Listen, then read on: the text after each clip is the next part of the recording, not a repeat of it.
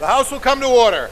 The Committee on Public Works and Highways, to which was referred House Bill 591, an act relative to the road toll rate and eliminating a capital appropriation for highway projects. Having considered the same, report the same with the following resolution. Resolved that it is inexpedient to legislate. Representative Mark E. McConkey for the committee. Chair recognizes the member from Deerfield, Representative Splain, to speak against the committee report. Thank you, Mr. Speaker. I brought this bill before you because it is the right thing to do. That gas tax increase of 4.5 cents a gallon should never have been put in place. The money that was being spent from the original 18 cents a gallon in other areas should be dedicated to the roads and highways and should be able to be spent on our infrastructure projects, making the 4.5 cent increase unnecessary. I would look for your support in overturning the ITL coming out of committee so that we can put forward an amendment at the end that you should have already received a copy of. And I would like a roll call vote, please. Chair recognizes the member from Nashua, Representative Seidel, to speak against the committee report.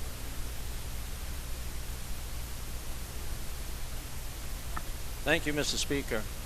I was one of the 18 votes that voted. I was one of the 18 votes that at the time was the correct way to vote on this bill.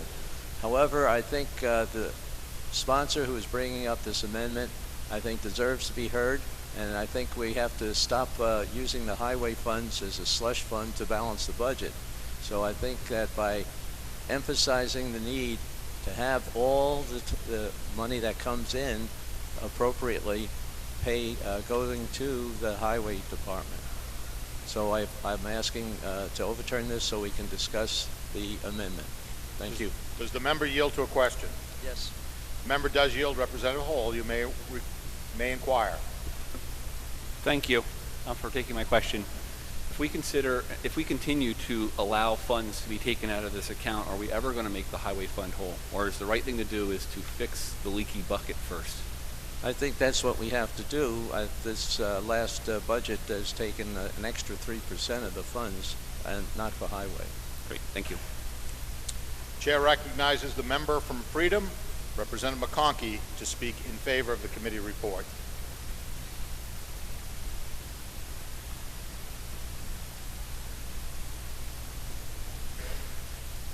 Thank you, Mr. Speaker. 15 years ago, I was a freshman and I joined Public Works. I-93 to complete was a $50 million project. Diversion of highway funds was rampant. And the Merrimack delegation was in before the committee wanting to remove the toll booth off of the Everett Turnpike. And then I only weighed 250 pounds. Over the past 13 years, the cost to finish the I-93 project has risen by $200 million. A cap has been placed on the funds that could be diverted from the highway fund.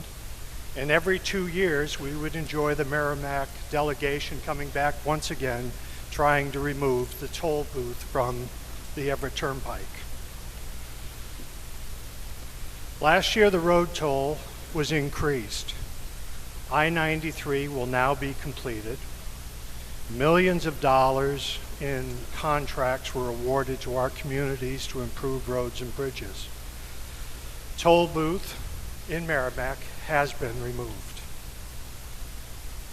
House Bill 591 seeks to repeal the current road toll. Fellow representatives, time, tolls, and my weight have changed. Please support Public Works and Highways' unanimous, bipartisan vote and support our ITL. Thank you. Chair recognizes the member from Seabrook, Representative Abramson, to speak against the committee report.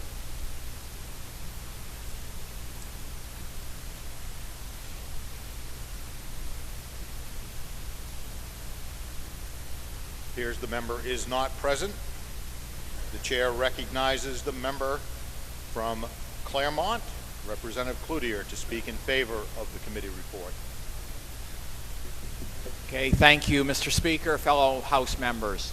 I rise in strong support of the unanimous, bipartisan committee report of inexpedient to legislate on House Bill 591.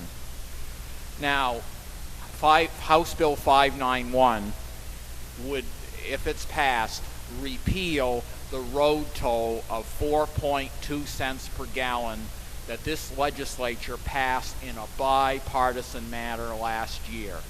A modest increase, the first in 22 years, an increase that still leaves New Hampshire with the lowest road toll in New England, an increase, all of which is going to pay to fix our roads and bridges. You need to remember that.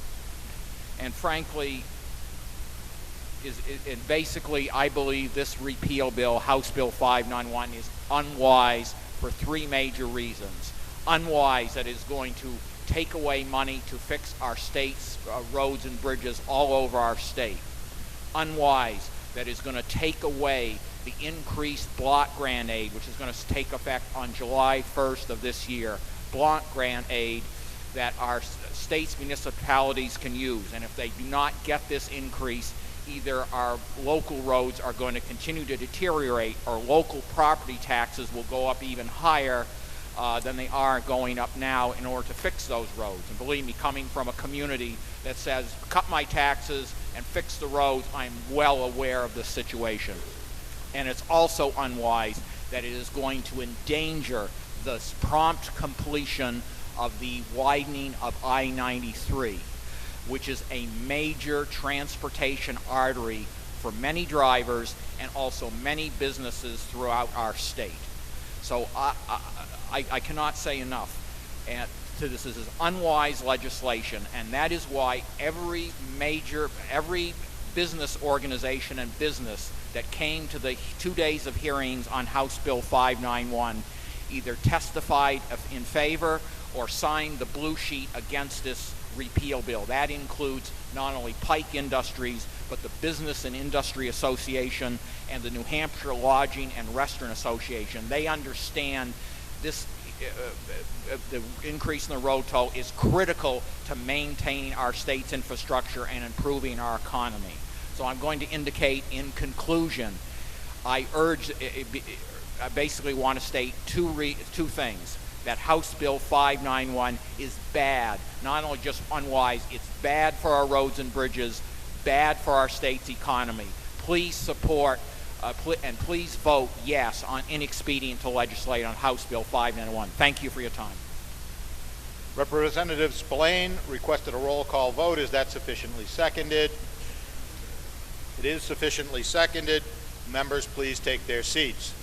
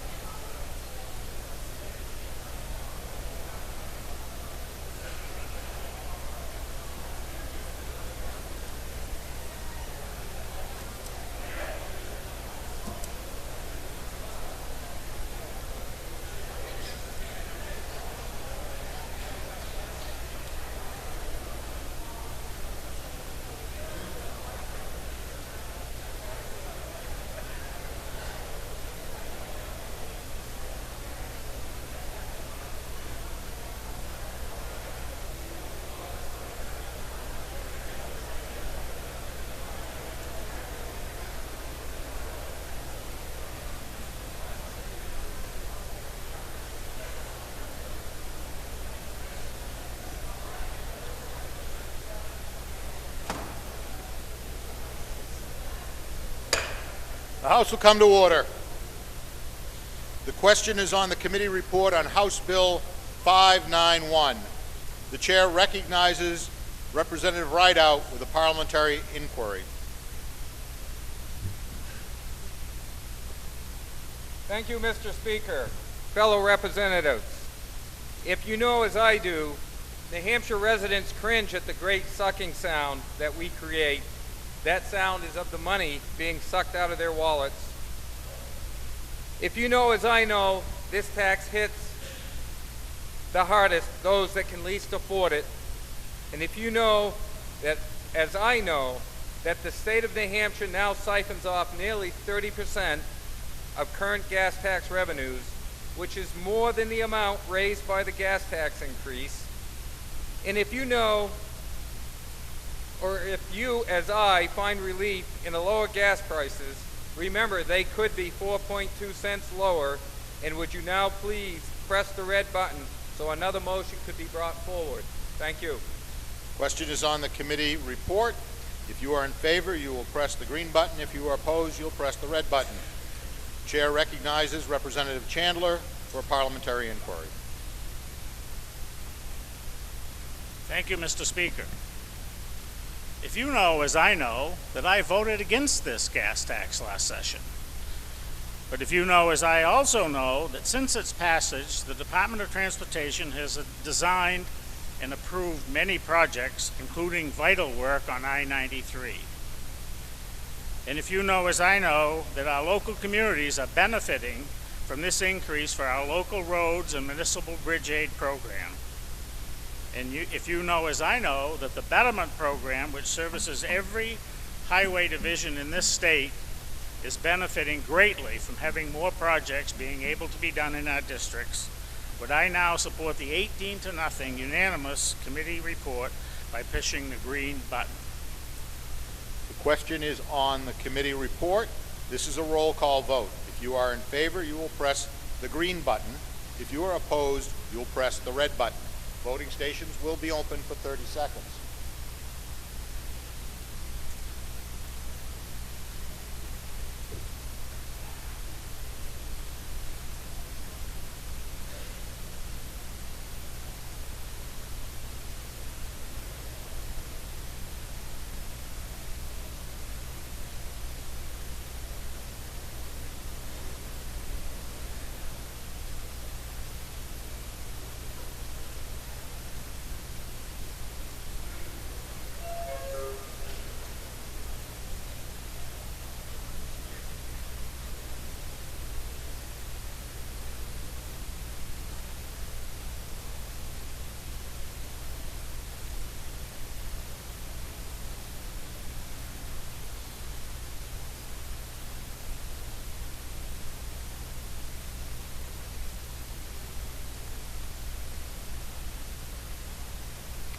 Have all members voted who were here when the question was put? House will attend to the state of the vote. There having been 243 votes in the affirmative, 108 in the negative, the committee report is adopted.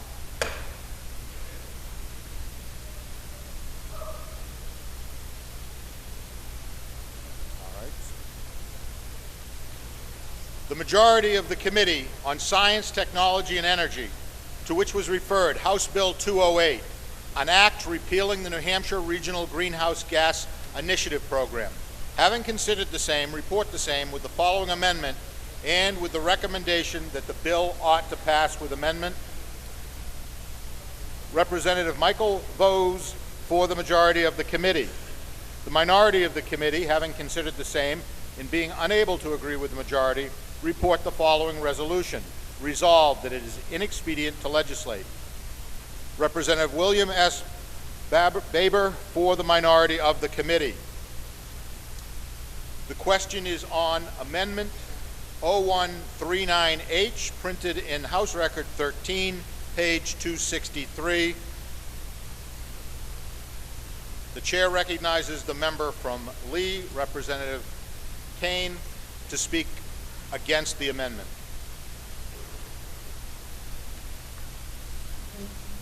Thank you, Mr. Speaker. Members of the House, I'd like to begin with a question. What comes to mind when you hear Reggie. For me, it might have been Reggie Smith sitting out in the bleachers at the Red Sox. But if you're a legislator, maybe you've heard something about a different Reggie. Reggie's not some guy you'd rather want to stab or save. One choice or the other.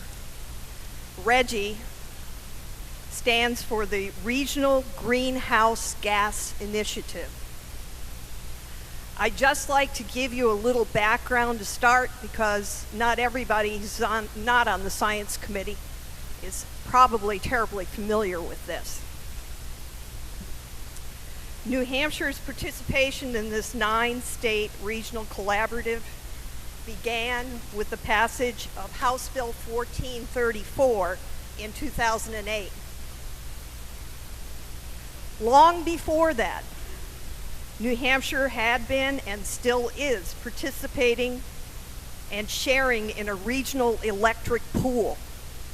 That's ISO New England, where power is organized and it's dispatched, and the prices are set based on supply and demand.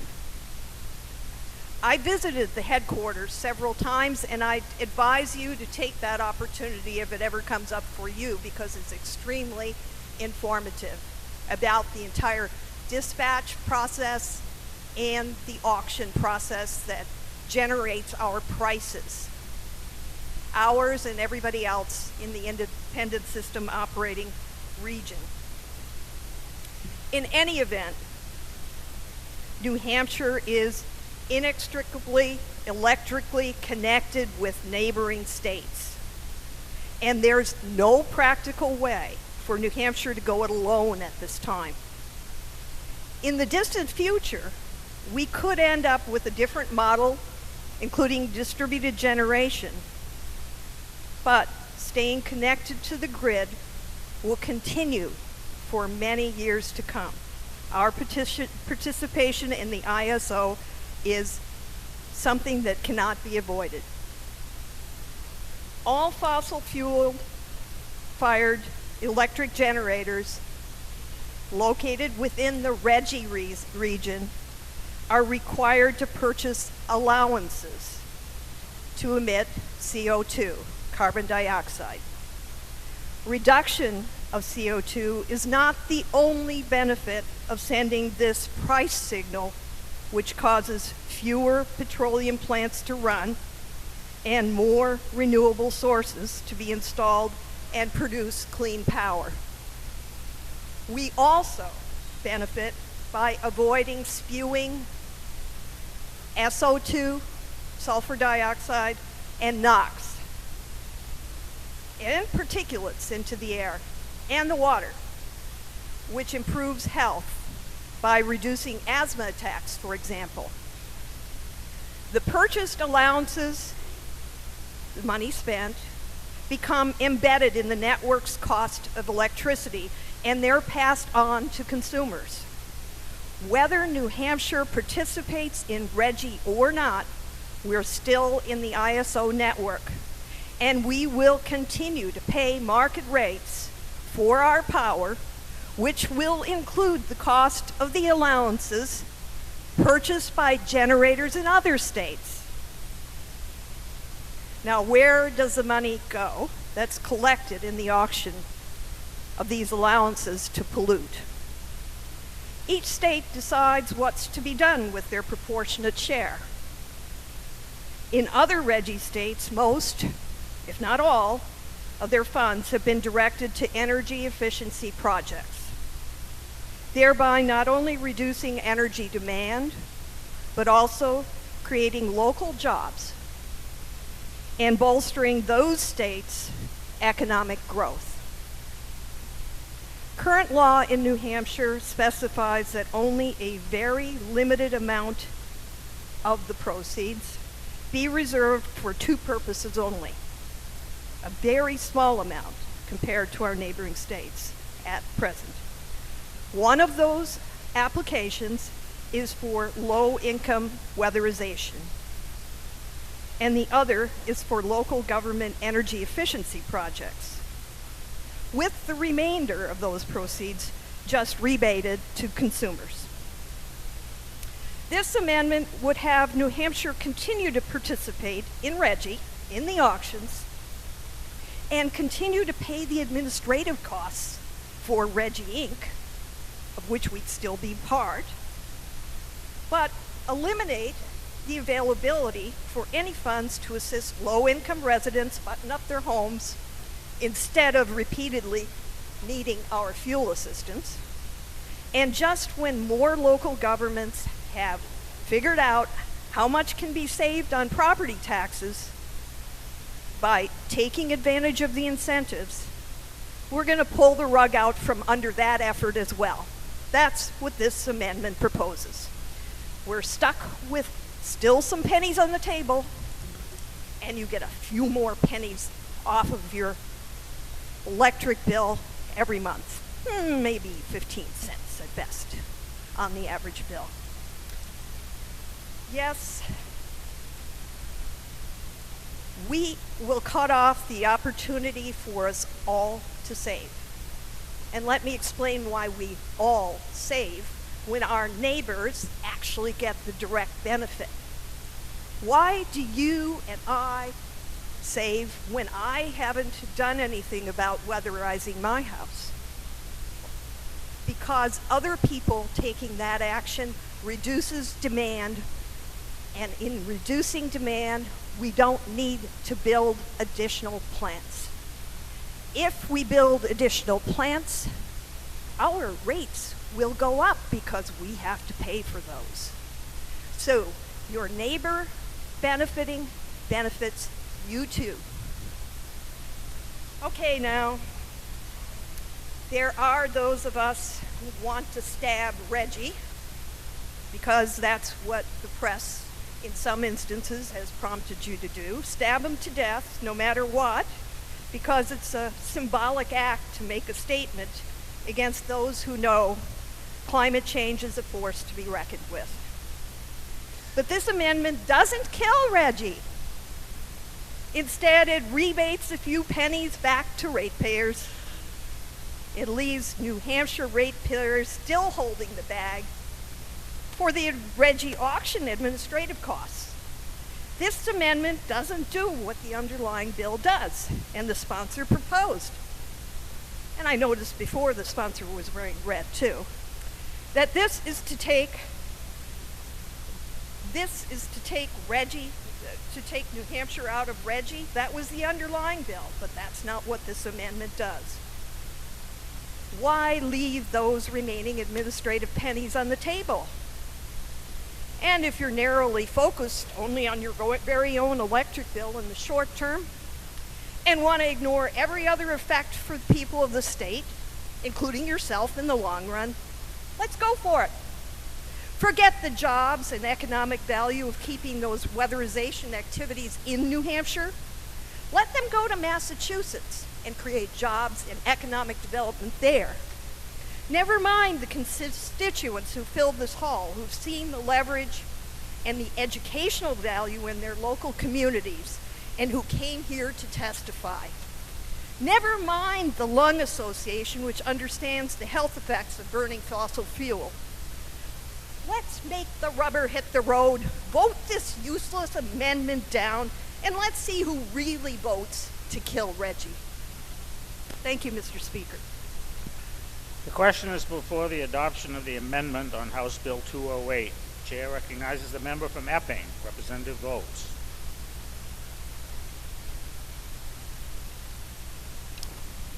Thank you, Mr. Speaker. My answer to the previous representative's question about the name of RGGI is, I think I heard that last night on a broadcast of the Westminster Kennel Club dog show. It's a cute name, you have to admit. But it's a serious problem. Government, I believe, should always make every effort, like doctors, to do no intentional harm. Programs like RGGI that take money out of the pockets of electricity customers violate that test. Electricity is not something that a person in today's society can live without. Everybody has to buy it. When schemes like RGGI add what amounts to a tax to every kilowatt hour that you buy, government finds itself in the position of harming people by taking more of their hard-earned money. Most people don't even know that RGGI, which its promoters make sound really cool, imposes extra cost on power generators who pass those costs along to ratepayers. It's a hidden tax. The amendment to HB 208 gives that hidden tax money back to the people from whom it was taken. Now, I know the opponents of this amendment will try to paint it as an injury to the energy efficiency effort. Like many of you in this chamber, I'm sure you remember, as I do, back in 1973 when we drove 55 miles an hour because of the Arab oil embargo. I've purchased 4 homes in my lifetime, and I've added either insulation or storm doors or wood-oil combination furnaces to all of them to make them more energy efficient. People have been making these kinds of efforts for 40 to 50 years. These efforts didn't start because of RGGI, and they will not go away if RGGI proceeds go back to their rightful owners. There are many other sources of revenue for energy efficiency programs besides RGGI contributions. New Hampshire has a serious competitiveness problem. We're in a position now where we have become a less competitive state, not only in New England, but in the country, for attracting businesses and creating jobs. On Monday of this week, I received a letter, and I believe many of you received it in your inboxes yesterday, from Paul Marquardt, hope I pronounced that correctly, who is Vice President and Deputy General Manager for the Electronic Systems sector of BAE Systems in, I believe they're in Nashua. And in his letter, he endorsed the amended House Bill H208 because he recognized that it will help New Hampshire be more competitive in both the business and the jobs marketplace.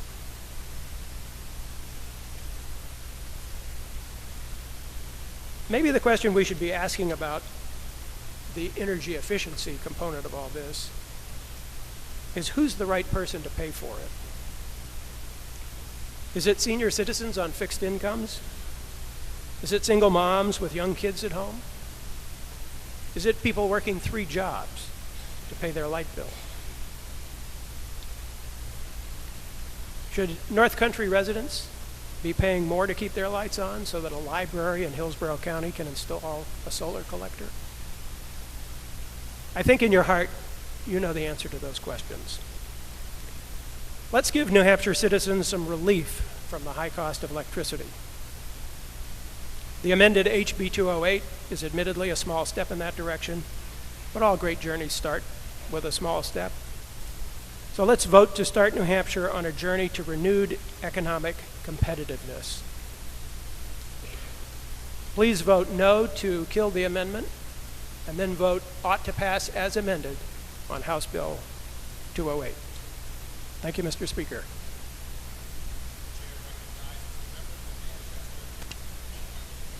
The member from Manchester, Representative Backus, to speak against the committee amendment. Thank you, Mr. Speaker.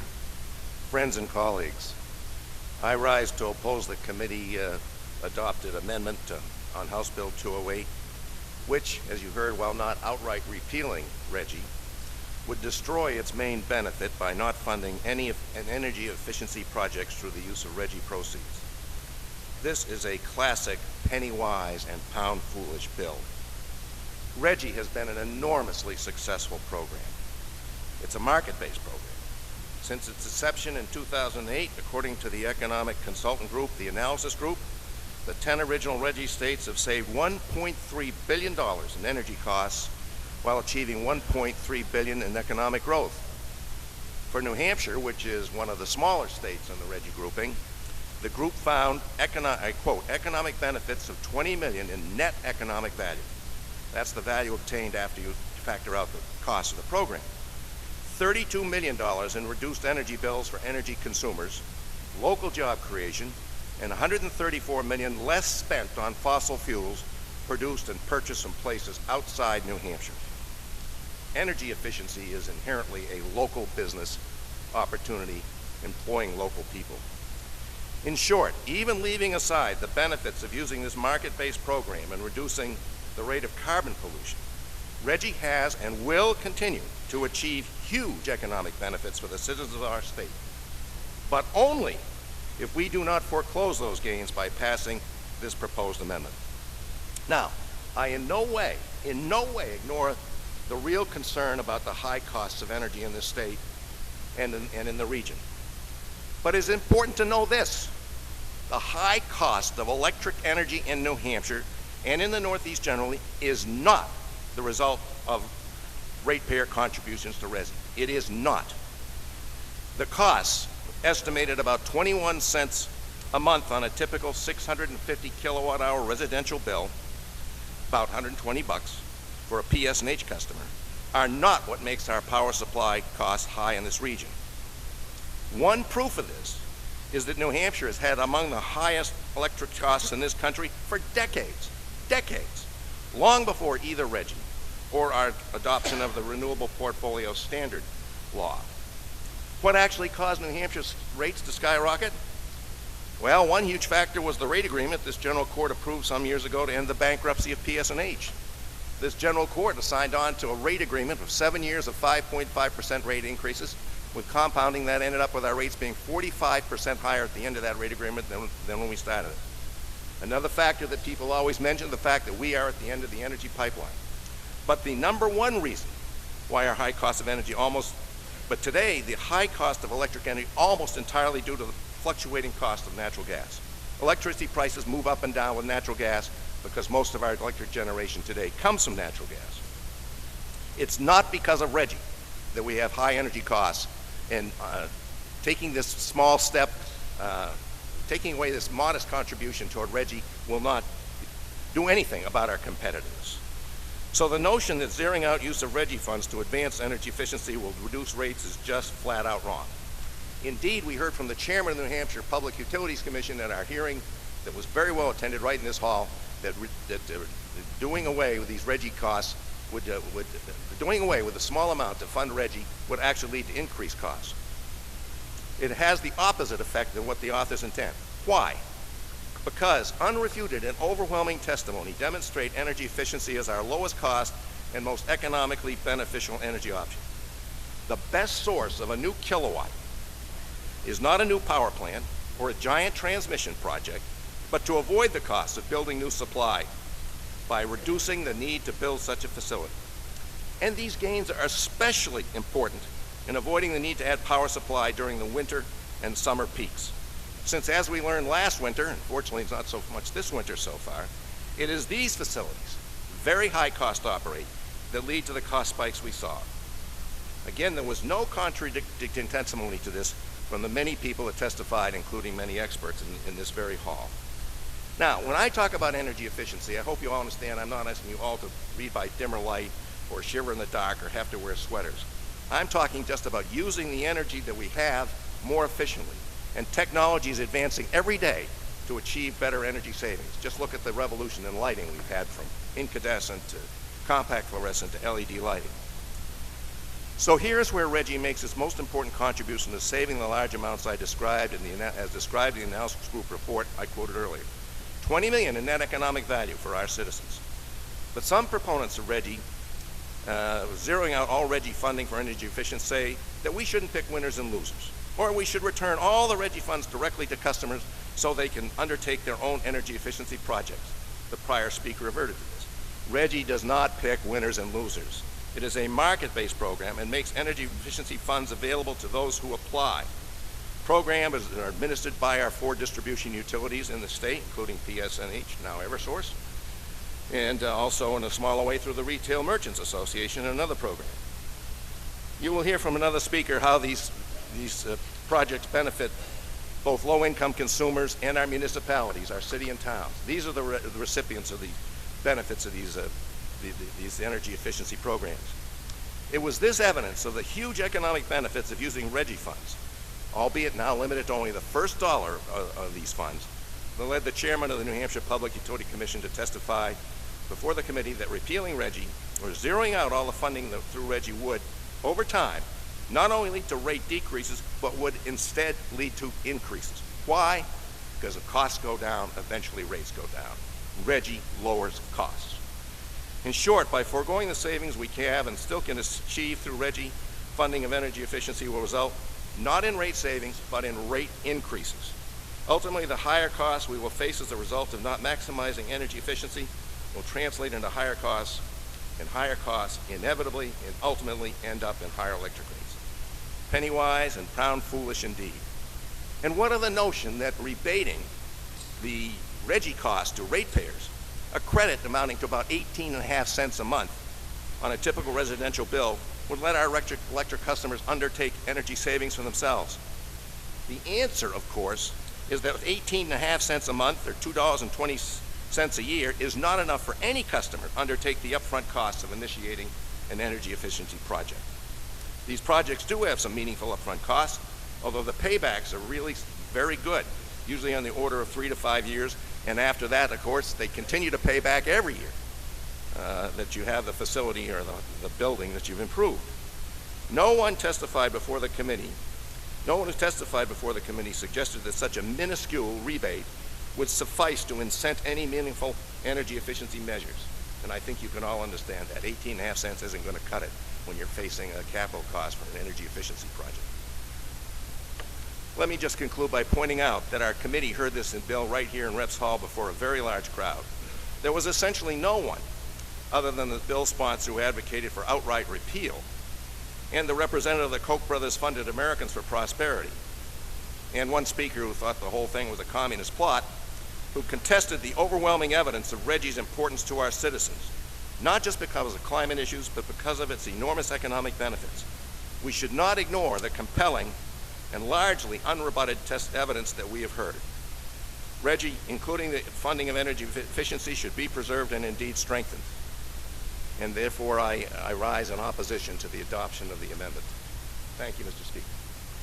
Thank you. Question is on the adoption of the committee amendment. The chair recognizes the member from Meredith, Representative Vadney, to speak in favor of the committee amendment.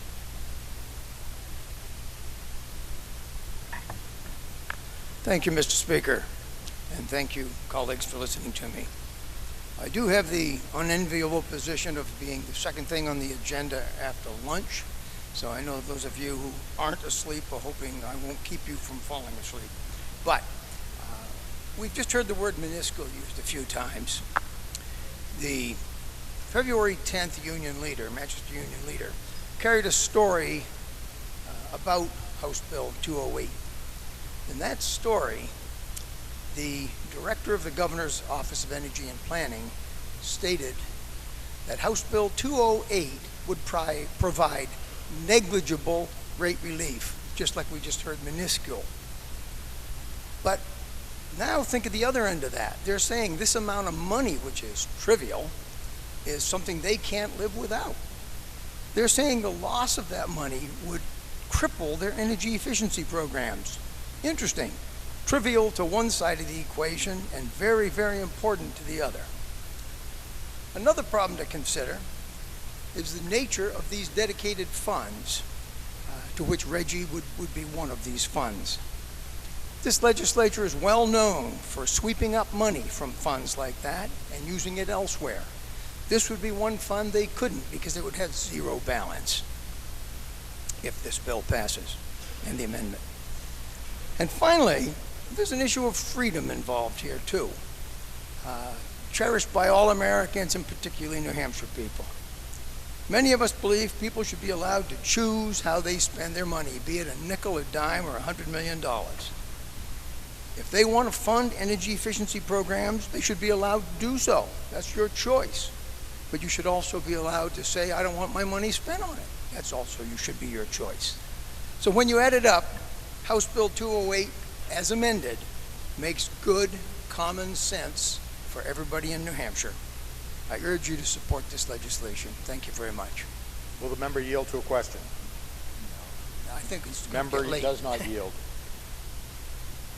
Chair recognizes the member from Dover, Representative Baber, to speak against the committee amendment. Thank you, Mr. Speaker and colleagues. I'll give you Reggie is complicated, but understanding this amendment is not complicated. It's pretty easy to understand. This amendment returns in total to the average ratepayer 18 cents. 18 cents for a 650 kilowatt an hour monthly rate. The reason that that is more important on one side than the other is when we all chip in that 18 cents, it starts to add up to something meaningful, and I'm going to address exactly what those meaningful things are. Projects that these fund are creating local jobs. They're retaining energy dollars in the state rather than export them to Texas or Saudi Arabia. They're helping to clean our air. By reducing consumption, they're also helping to keep a lid on energy prices. Reggie seeds energy efficiency in 4 areas. These include weatherization and energy efficiency programs for low income, municipalities, residences, and businesses. I'm going to focus on just 2 of these that make up 78% of all of the spending. Each year, for your town and my city, Reggie will invest $2 million starting last year and going forward. Here's what's been accomplished with just the first $1.3 million invested. 223 completed projects in 78 cities and towns. Adding leverage to Reggie investments, each city kicks in on average about $3 for every Reggie dollar. The estimated savings for these investments for just this first 1.3 million is $13.7 million. That's $13.7 million that your citizens are not going to have to pay in real estate taxes. For every dollar of Reggie invested, $10.3 are returned. Or put another way, for every 11 cents that would be returned to a ratepayer, $1.20 goes to reduce your taxes. So there's another population besides every one of us that gets served by municipalities, and that's the low income. A modest 15% of what's invested, Reggie investments, is returned for low income weatherization. These programs target people at the 200% of the poverty level, and priority is given to those that are most vulnerable and the most in need. Who makes up this population? You might be surprised. According to the New Hampshire Legal Assistance Association, it's 80,000 of our homes. It's 30% of the children in this state, according to the Carsey Institute. There are neighbors who are often forced to choose between food, fuel, and pharmacy. These non-governmental, Reggie-supported programs are preventing many families each year from falling victim to our often brutal winter. The cost to the average ratepayer for this low income, 2.7 cents each. I urge you to defeat this amendment and save these valuable programs. And I'd just like to comment on something that was said earlier. We've heard from a lot of people. We've heard from doctors. We've heard from businesses. We've heard from institutions, all in support of retaining Reggie as drafted. I've received personally, and I think most of the members of our committee have received nearly 500 emails. You've been spared, fortunately. I've received 2 emails, 2 out of 500, supporting these bills. Please listen to your constituents. Thank you.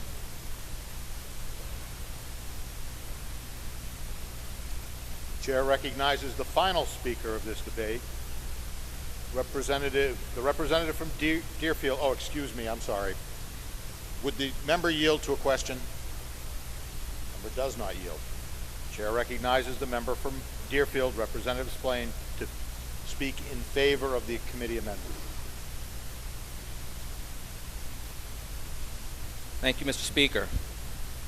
HB 208, as amended, is the responsible decision for New Hampshire.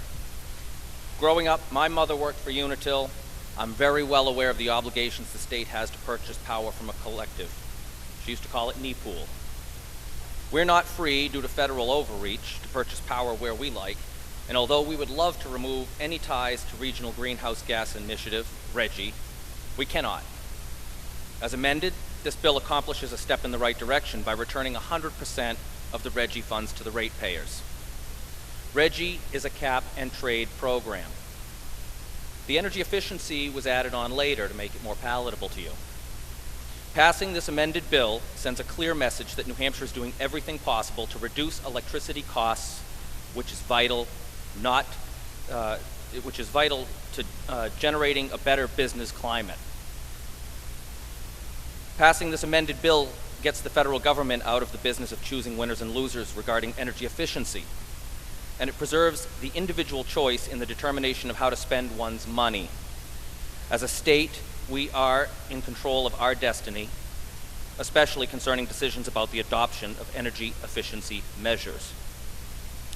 Passing this amended bill returns money to seniors and other fixed income residents, sparing them from the burden of paying for alternative energy projects in other people's homes. And finally, passing this amended bill leaves a structure in place to cope with possible EPA Clean Power Plan, which will cost the state in many ways to fight on behalf of our residents. Thank you. Will the member yield to questions? I will not. Member does not yield. A division vote has been requested. A roll call. Who has requested the roll call vote? Is that sufficiently seconded? It is sufficiently seconded. This will be a roll call vote.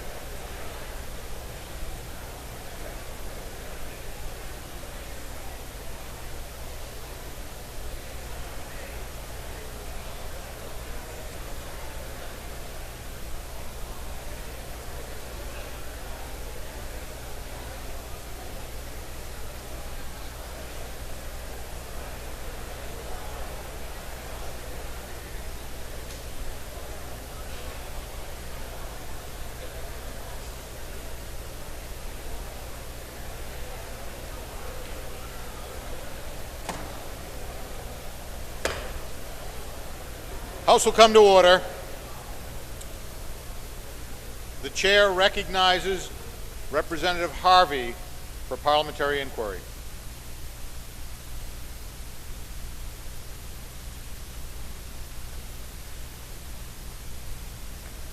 Thank you, Mr. Speaker. Mr. Speaker, if I know that investment in energy efficiency serves to lower energy demand and therefore decrease stress on our electric grid, and if I know that the design of New Hampshire's Regional Greenhouse Gas Initiative includes a fund to particularly target energy efficiency projects for municipalities, yours and mine, and low-income homeowners, and already returns over 80% of the fund to ratepayers. And if I know that there is a $4 return on every dollar invested in energy efficiency, then would I let RGGI do its job to make New Hampshire more energy efficient and press the red button? Thank you. The question is on the committee amendment. If you are in favor, you will press the green button. If you are opposed, you will press the red button. The chair recognizes Representative Rappaport for a parliamentary inquiry. Thank you, Mr. Speaker. If you know, as I know, that passing this bill without the amendment would result in expense to New Hampshire without any benefit, and if you know, as I know, that we cannot dissolve RGGI without the cooperation of another state, and if you know, as I know, that this amendment increases the RGGI auction proceeds rebate to New Hampshire ratepayers from the current 80% to 100%, and that the total amount, although only about $16 million this year, is expected to grow to about $40 million within 5 years. Would you please now push the green button to accept this amendment? Thank you. The question is on the committee amendment. This is a roll call vote. If you are in favor, you will press the green button. If you are opposed, you will press the red button. Voting stations will be open for 30 seconds.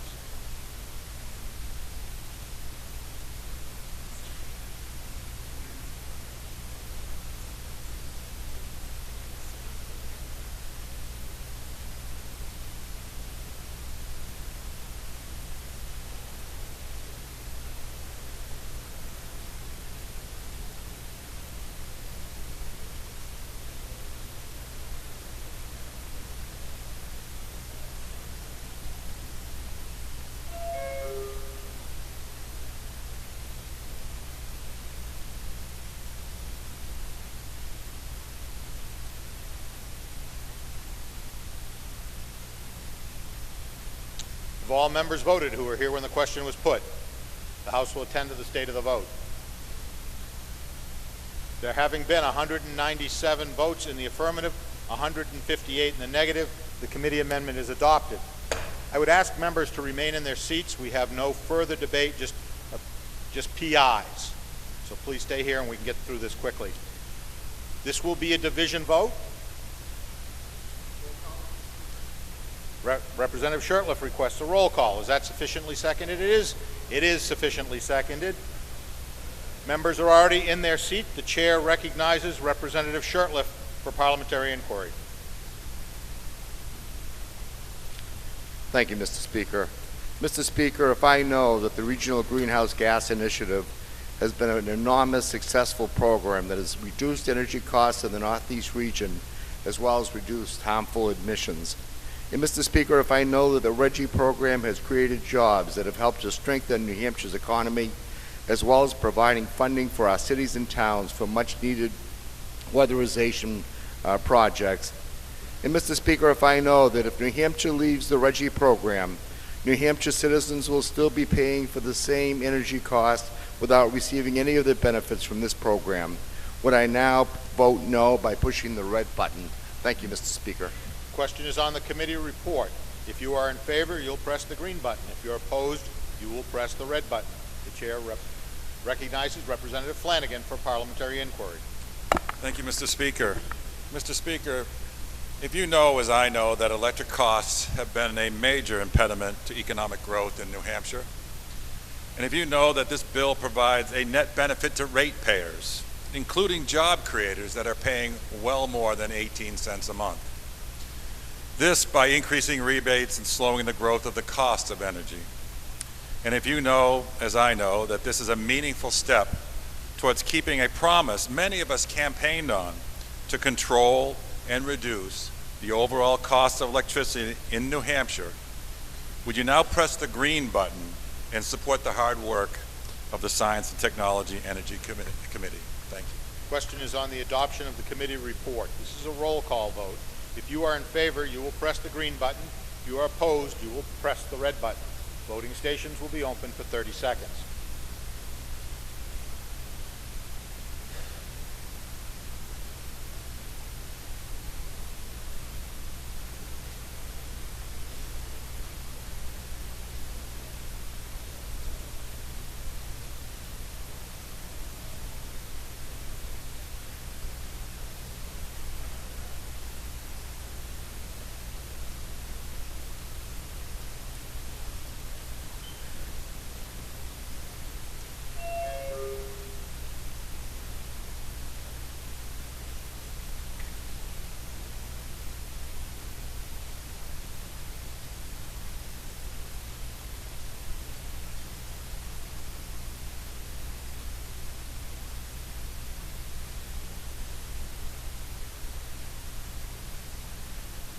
Have all members voted who were here when the question was put? House will attend to the state of the vote. There having been 201 votes in the affirmative, 154 votes in the negative, the committee report is adopted.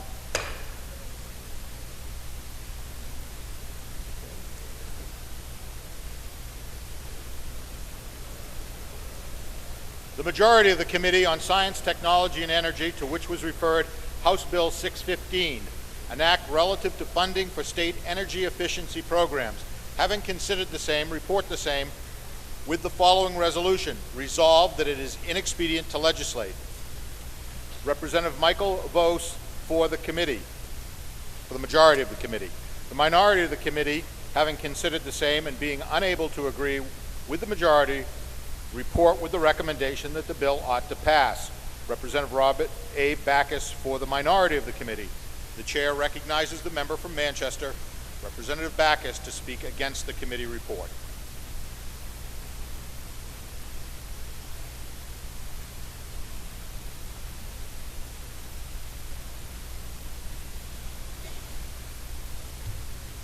Thank you, Mr. Speaker. I rise to speak against the committee report on House Bill 615. House Bill 615 is a fairly modest bill. It came to us at the urging of two of our state agencies, Department of Environmental Services, Department of Administrative Services, and it was to implement certain steps that were recommended in the state energy strategy that came out in 2014 for improving the energy efficiency of our state agencies, among many other important recommendations. The bill only has a few rather modest changes, such as changing reporting requirements to make it more consistent with when state agencies actually have the data to report, aligning the law with current practices in our state energy and our state agencies, And the most important thing that this bill did was to permit the state agencies across the board to keep some of the savings they achieve from undertaking energy projects in their own agency accounts instead of having the funds revert to the general fund. In other words, this was an effort to not only make it a part of the law that state agencies achieve energy efficiency, but to give them a real incentive for doing those savings. In order to obtain these savings, the state agencies need to be able to have sufficient staff to oversee these energy projects, make sure that they're achieving the goals that have been promised and that they are meeting code requirements. Today, there's just one person and a half a project engineer that serve this function, and it's not enough. So the bill in a fiscal note called for adding 1/2 of a state employee to make it possible for the state to go out and do these energy projects throughout our state agency structure. I might say that this bill, there was no opposing testimony to this bill whatsoever in our committee. However, the majority voted to ITL this bill on the grounds that they did not want to see any funding for any more state employees, even the half-time employee whose salary would be paid out of the savings to be achieved. Out of the savings to be achieved. So the fiscal note indicated this was not a revenue requiring measure, but ultimately a revenue saving measure by reducing state energy costs. Now, this bill went down largely on a pretty partisan vote. I would say this. I have to speak to urge you to overturn the ITL of this bill. But if you do that, and I urge you to do that, I have produced a floor amendment that maybe you've seen in your pocket, which if it have an opportunity to move it, would say that this position that this bill called for in the fiscal note would sunset in 3 years after these savings are not. Member, please suspend. Yep. The member is not allowed to talk about contents of an amendment. You can only mention the fact that there would be an amendment, but not get into any of the details of My the amendment. apologies, Mr. Speaker. Thank you for the correction. There will be an amendment offered if this bill is ITL that I think will address the concerns that led to its being ITL in the first place.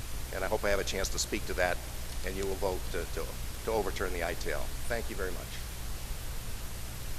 The question is on the adoption of the committee report. The chairman recognizes the member from Epping, Representative Vose, to speak in favor of the committee report.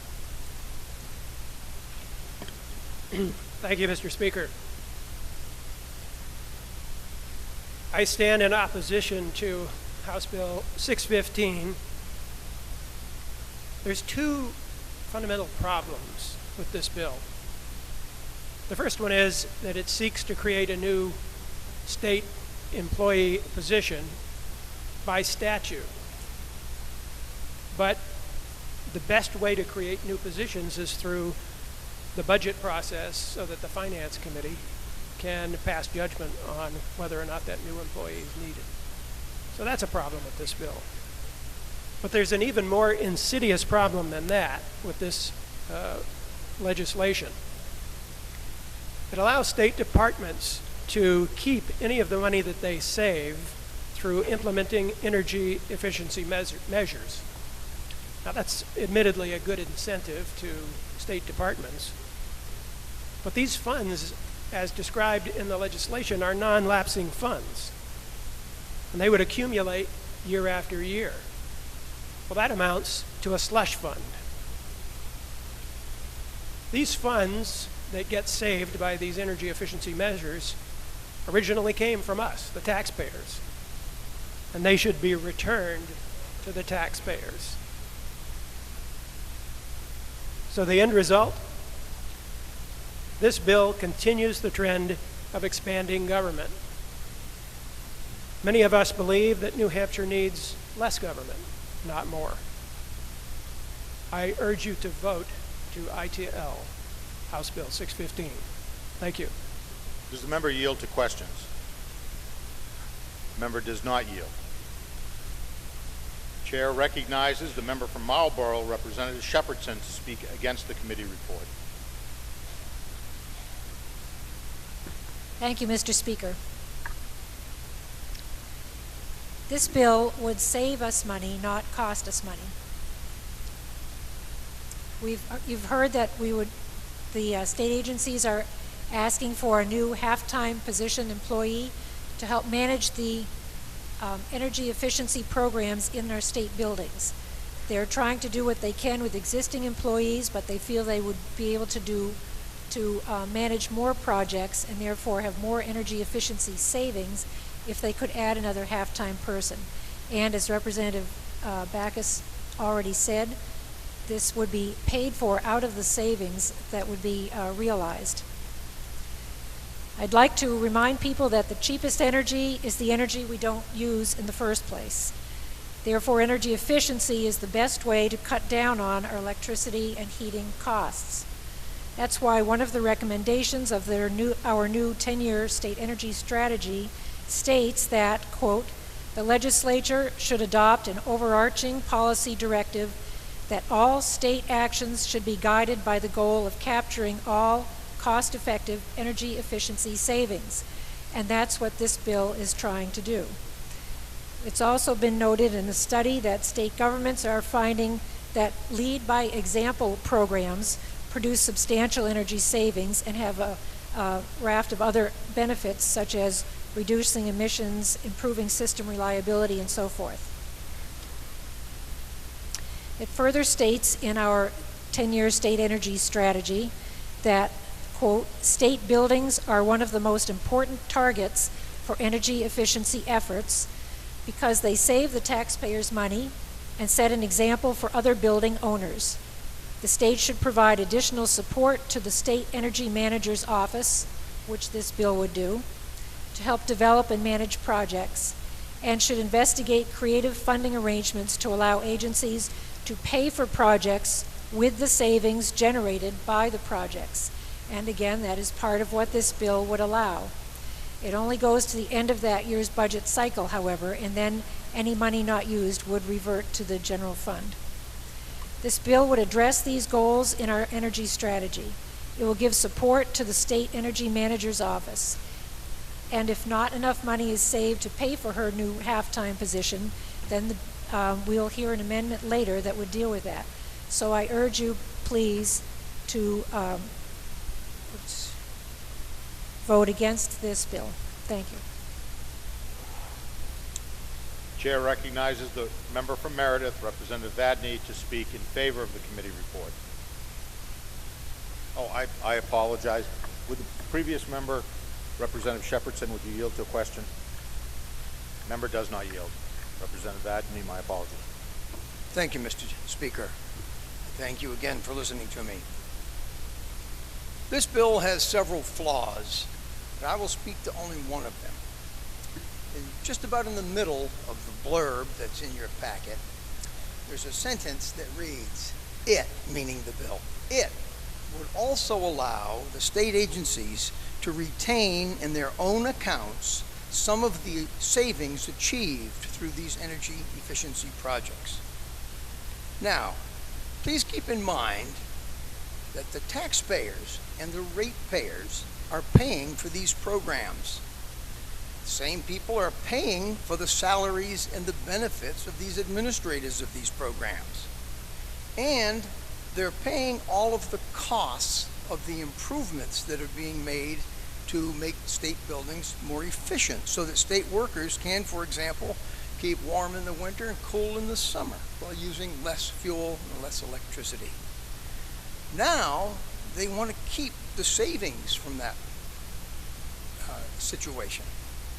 Now, I don't know how they would do this because it seems to be outside the normal agency budgeting process, but they want to keep all that money that's possible. And so I guess they would have to keep asking in the budget for enough fuel to heat as if they hadn't fixed the buildings so that that money would be left over so they could use it for other things, I guess keep it in a candy jar.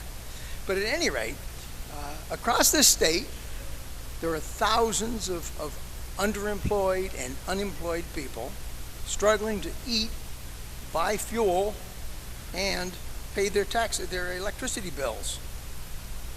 While here in Concord, we have some fairly well-paid state employees who think their agency should be able to keep the savings from a project which was conceived, administered, and paid for in total with the people's money.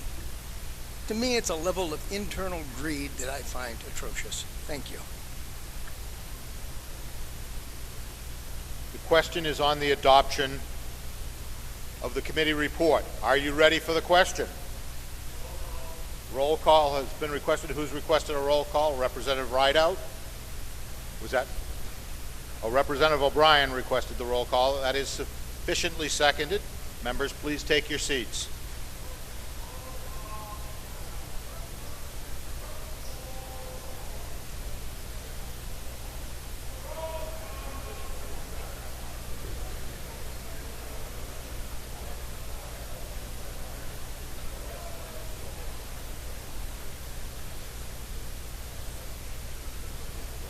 That.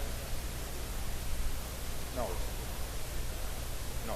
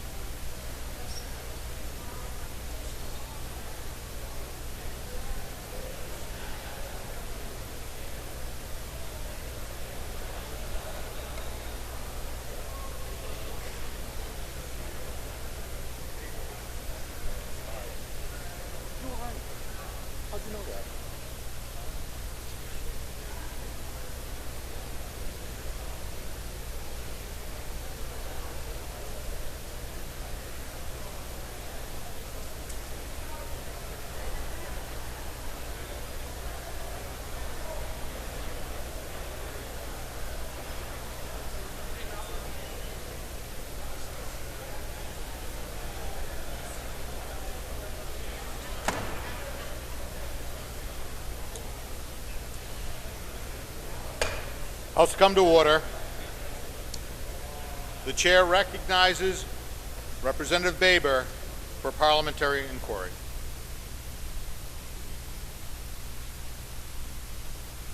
Thank you, Mr. Speaker. If you know, as I do, that this program, as this bill is written, would actually save the state real money, reduce taxes potentially, and if you know that we were told by Administrative Services that the problem with trying to define what the savings is resulted from trying to do accounting in 1 year when temperatures change, employment changes, usage changes, and that you know that after 1 year that it's a new budget cycle and you have to budget for actual expenses. So any savings are actually only carried forward for a few months if a project was completed early.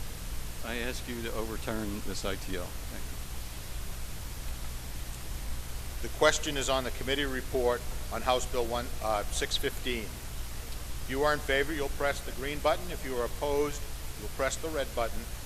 Chair recognizes Representative Murataki for a parliamentary inquiry.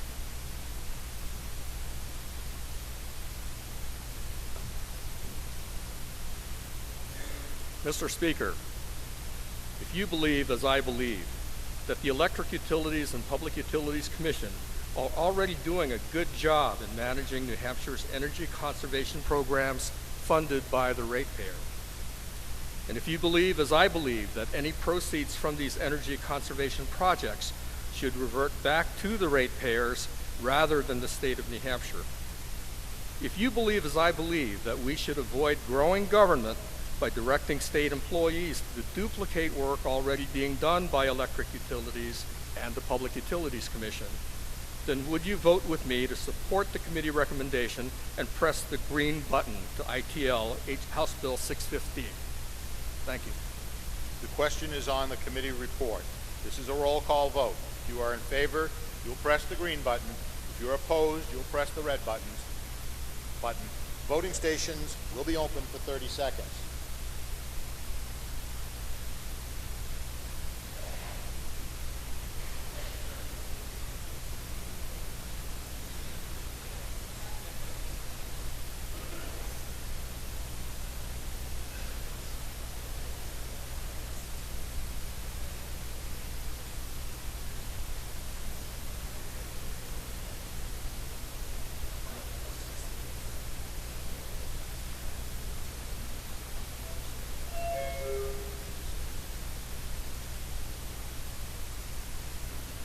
If all members voted who were here when the question was put, House will attend to the state of the vote. There having been 210 votes in the affirmative, 145 in the negative, the committee report is adopted.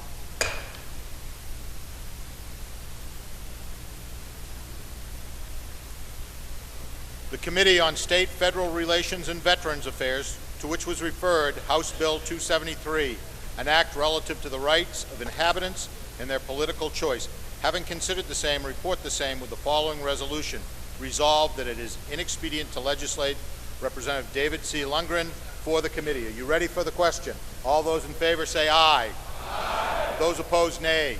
The ayes have it, and the committee report is adopted.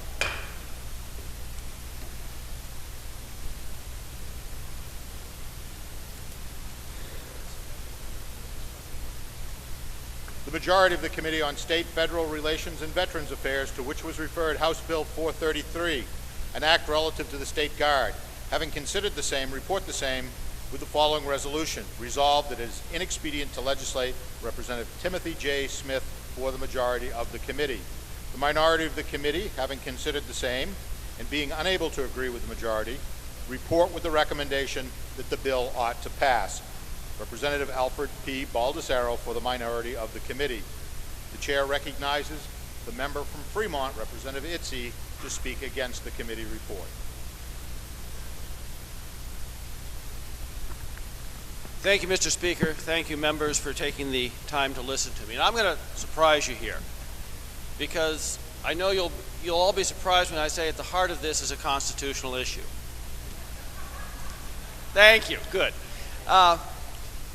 But seriously, it's true.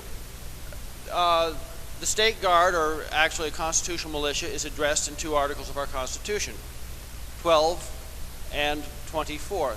First, it says that every member of the community is obliged to be a member, and secondly, it says that the state is obliged to create it. It's that simple. The proper defense of a free state is a well-regulated militia. Since every article of our Bill of Rights has to refer to something that either the state is not allowed to do or must do, and it doesn't prohibit anything, therefore the state must be required to create a militia.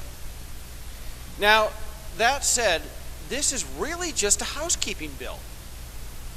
We already have a State Guard statute, RSA 111, but it has some defects. These defects are pointed out to me in part by the Attorney General. It does not address liability issues should there ever be a State Guard. So I ported over the liability clauses in the National Guard and made them effective for the State Guard. It's very simple. If you're acting under the auspices of the civilian authority and they tell you to take down a tree and it falls on somebody's car, it's their problem, not yours. If they didn't tell you to do it and it falls on somebody's car, that's your problem.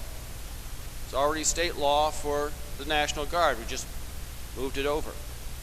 Also made it clear that all members, unless called out by the governor, are volunteers. So there's no longer any potential for ordinary operations for workers' comp.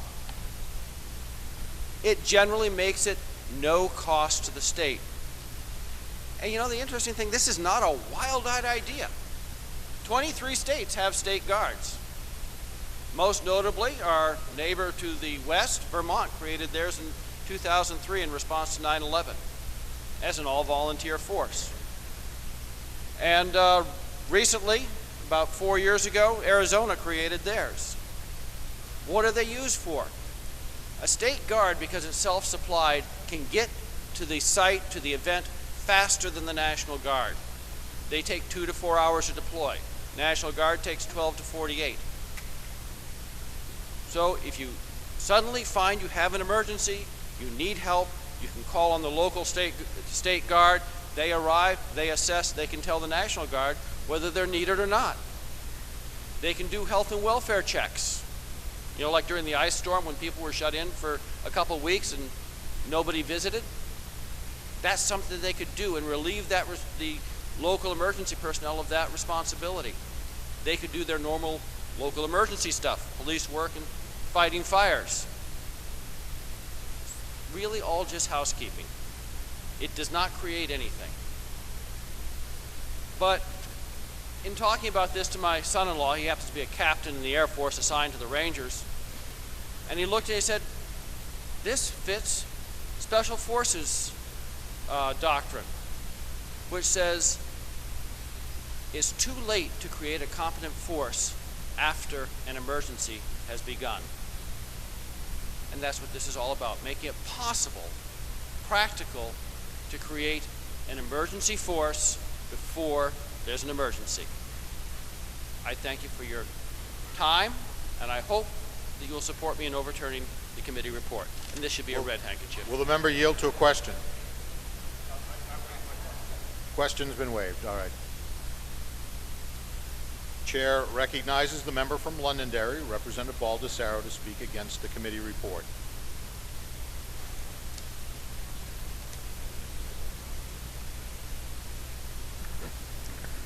Thank you, Mr. Speaker. Thank you, Representatives. This is like the past representative from Fremont just said, this is a housekeeping bill. This is a bill that's been there for many, many years and that needed corrections. This is a constitutional issue. If you take a look at, in certain areas throughout the state, we do have militias here in New Hampshire. Some of you look surprised, but we do have them here.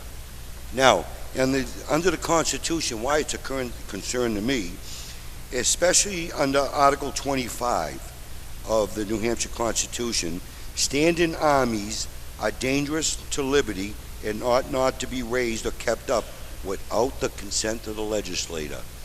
And if you read Article 24, a well-regulated militia is the proper, natural, and sure defense of a state. The laws have been, the governor had controlled, okay, for many years, because if you read the blurb, and I learned a lot about this here, and then realized that it was the state militia there that actually guard the prisons here in New Hampshire. If you take a look at what goes on this bill here, is that we are hoping to once and for all, in case there's a disaster, whereas if you notice there, many CERT teams are called out, the CAP, the Civil Air Patrol, is called out for any type of disaster, and they're all volunteers here in New Hampshire to help, and they run shelters and do other stuff. I would love to call the National Guard out every time, but the bottom line is it costs the state a lot of money when you put a helicopter up in the sky, when you activate a battalion or a squad or whatever, depending the size that you need, under Title 32. But here in New Hampshire, we passed a few years ago to pay our reserves Title 10. Okay, what that means is it's like they're on active duty. They get a little bit more money than regular National Guard guys do. So what I'm trying to tell you is this is a no-brainer. This is a win-win for this New Hampshire to finally update this law and to move on, because if there ever is a disaster, if there ever is an issue like what's going on in other countries, we as legislators, the governor has control, and the law is already there to make sure that we are doing the right thing by our Constitution and protecting the rights of the people. Thank you.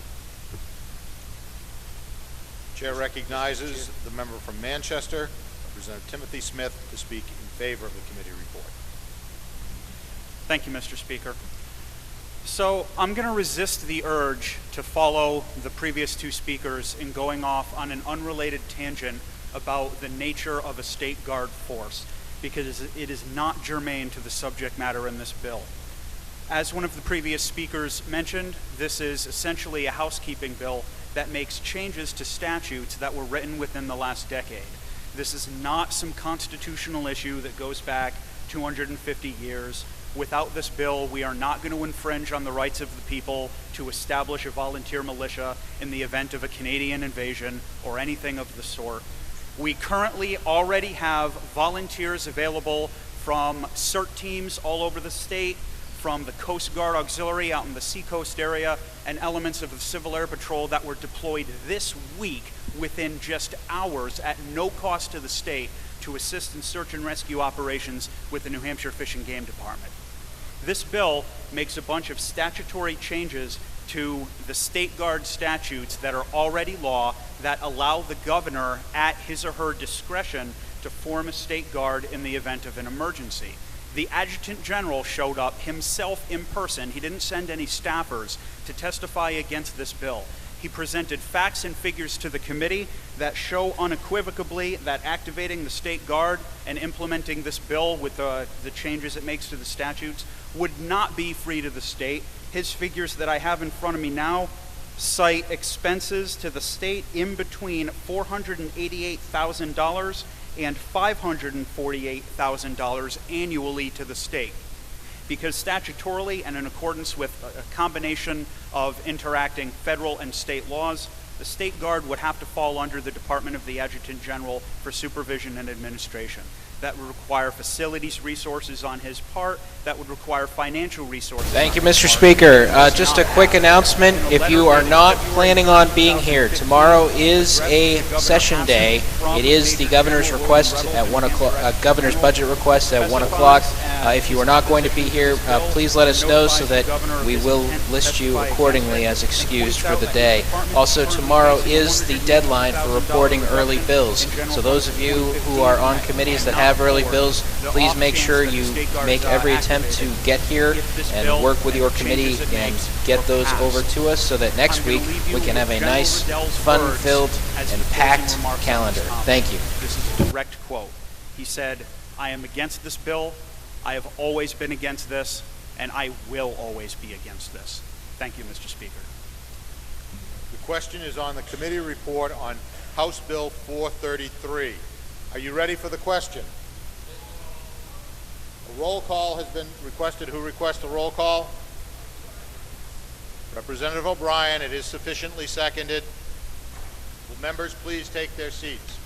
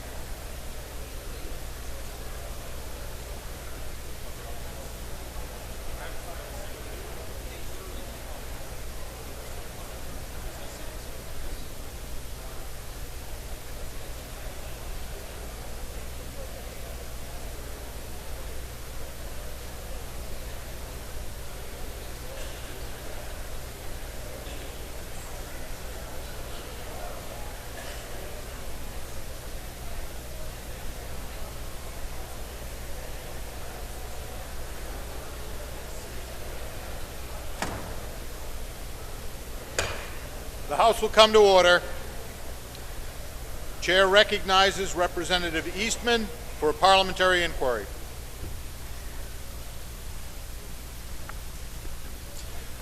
Mr. Speaker, if you know that this bill does not automatically create or mandate the formulation of a state guard, but that it preserves such a constructive option in accordance with Part 1, Article 24 of our New Hampshire Constitution, and if you know that it simply clarifies issues of liability and ensures that a voluntary state guard could be implemented by our governor at no cost to our state, upholding the governor's constitutional prerogative to do so.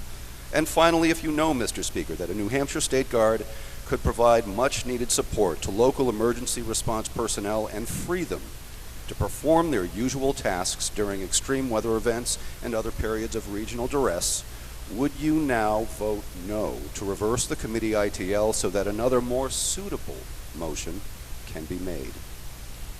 The question is on the committee report on House Bill 433. If you are in favor, you'll press the green button. If you're opposed, you'll press the red button. Chair recognizes Representative Straight for a parliamentary inquiry.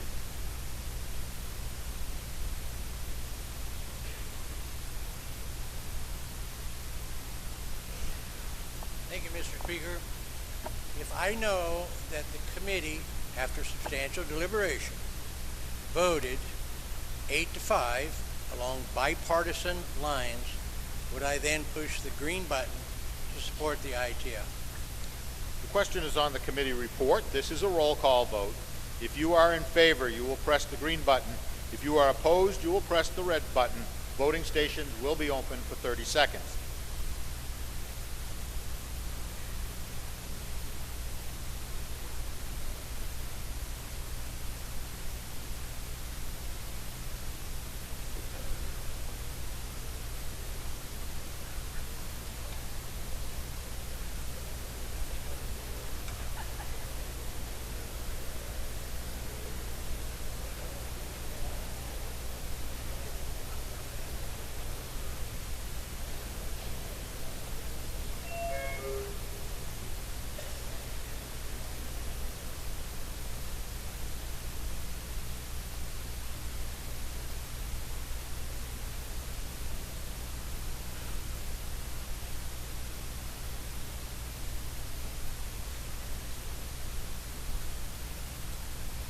Have all members voted who were here when the question was put? House will attend to the state of the vote. There having been 215 in the affirmative and 137 in the negative, the committee report is adopted.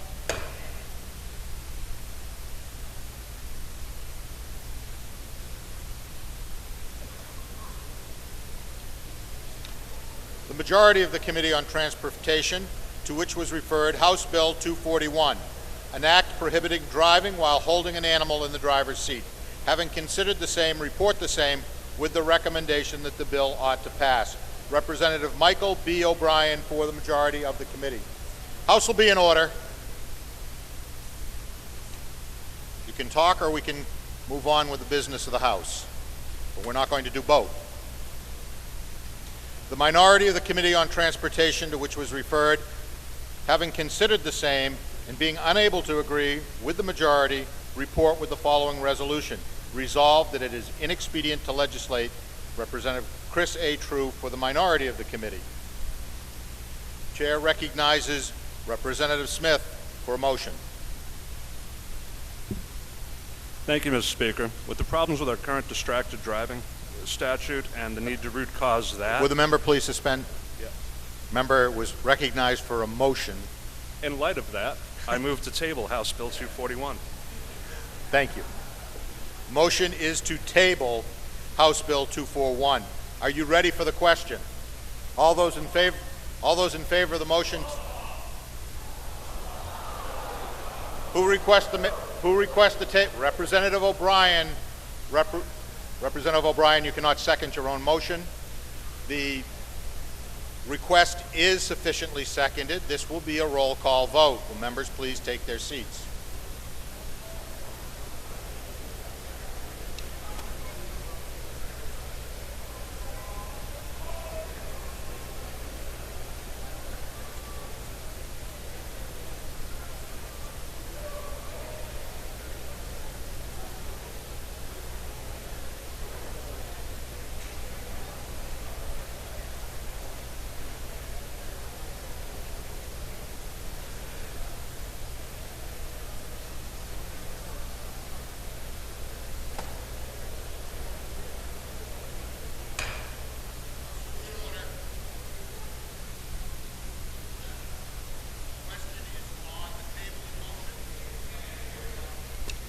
The question is on the tabling motion. If you are in favor of the motion to table, you will press the green button. If you are opposed, you will press the red button. Voting stations will be open for 30 seconds.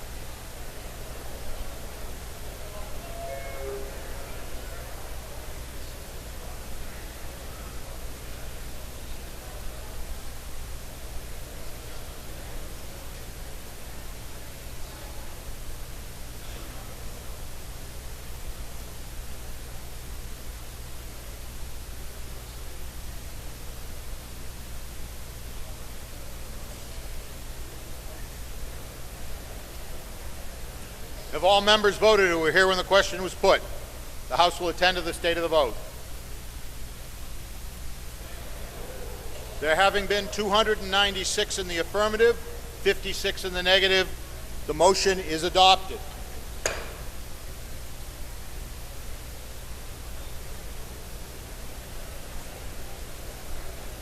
House will come to order.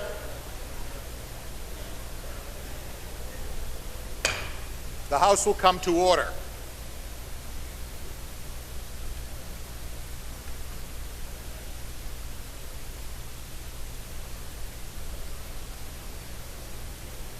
I can stand here all day.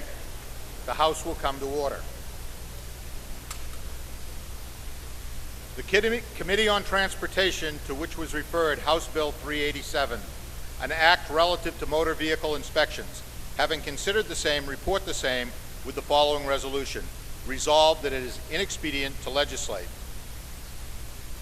The chair recognizes the member from Deerfield, Representative Splain, to speak against the committee report.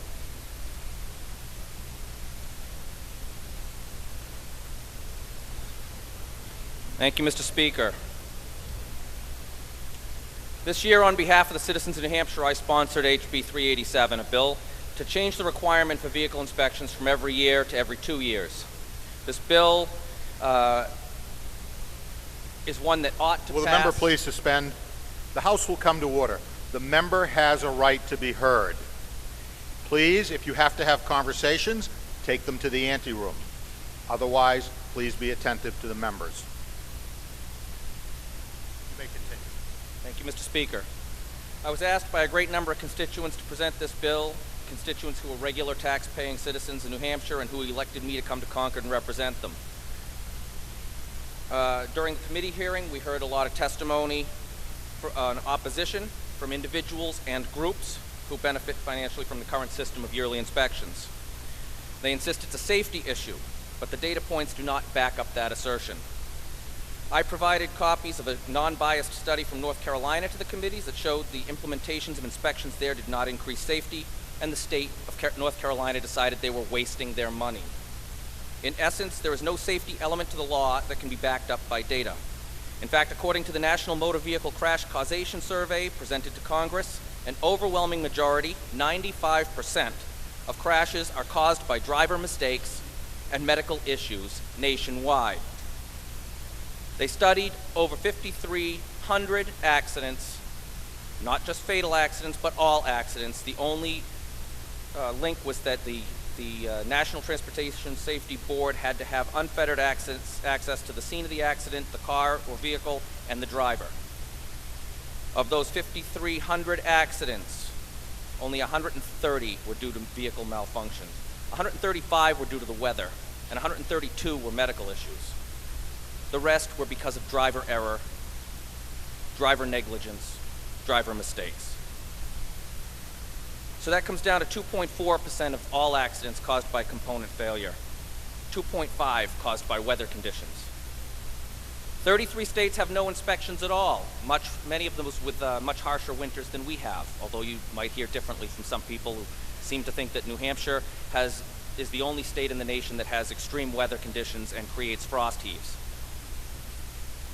Some of those states are Michigan, Wisconsin, North Dakota, Minnesota.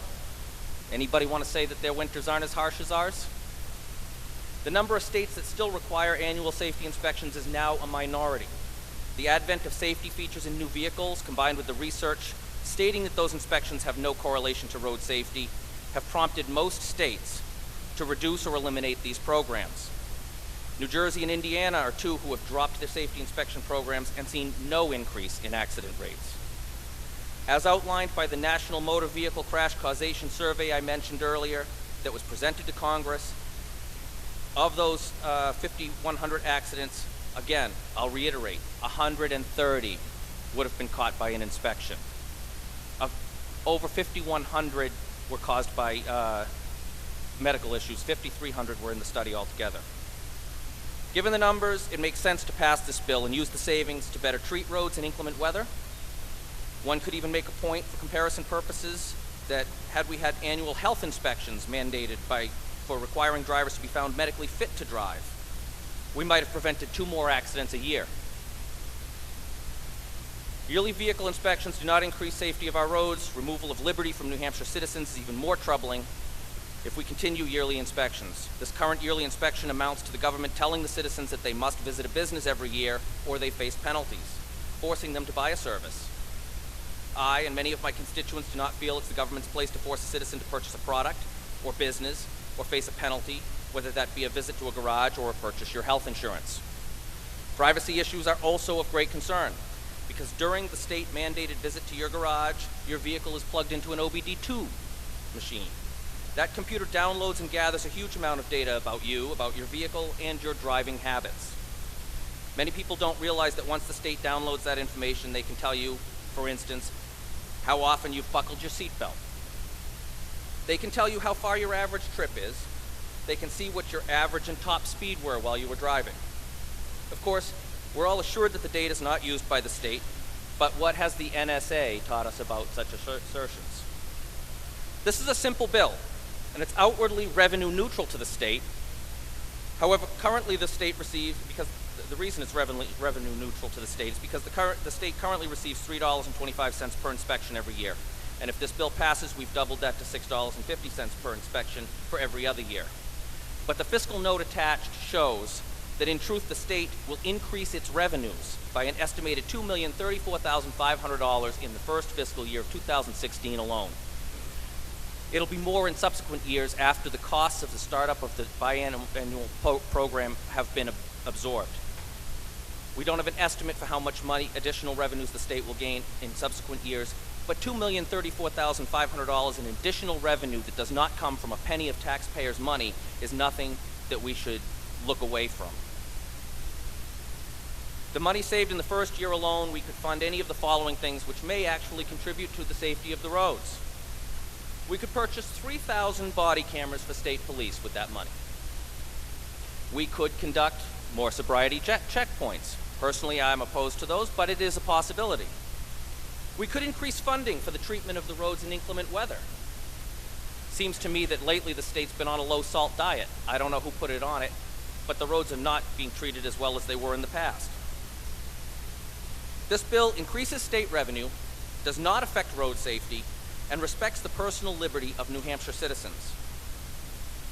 I urge you to overturn the ITL. Thank you very much.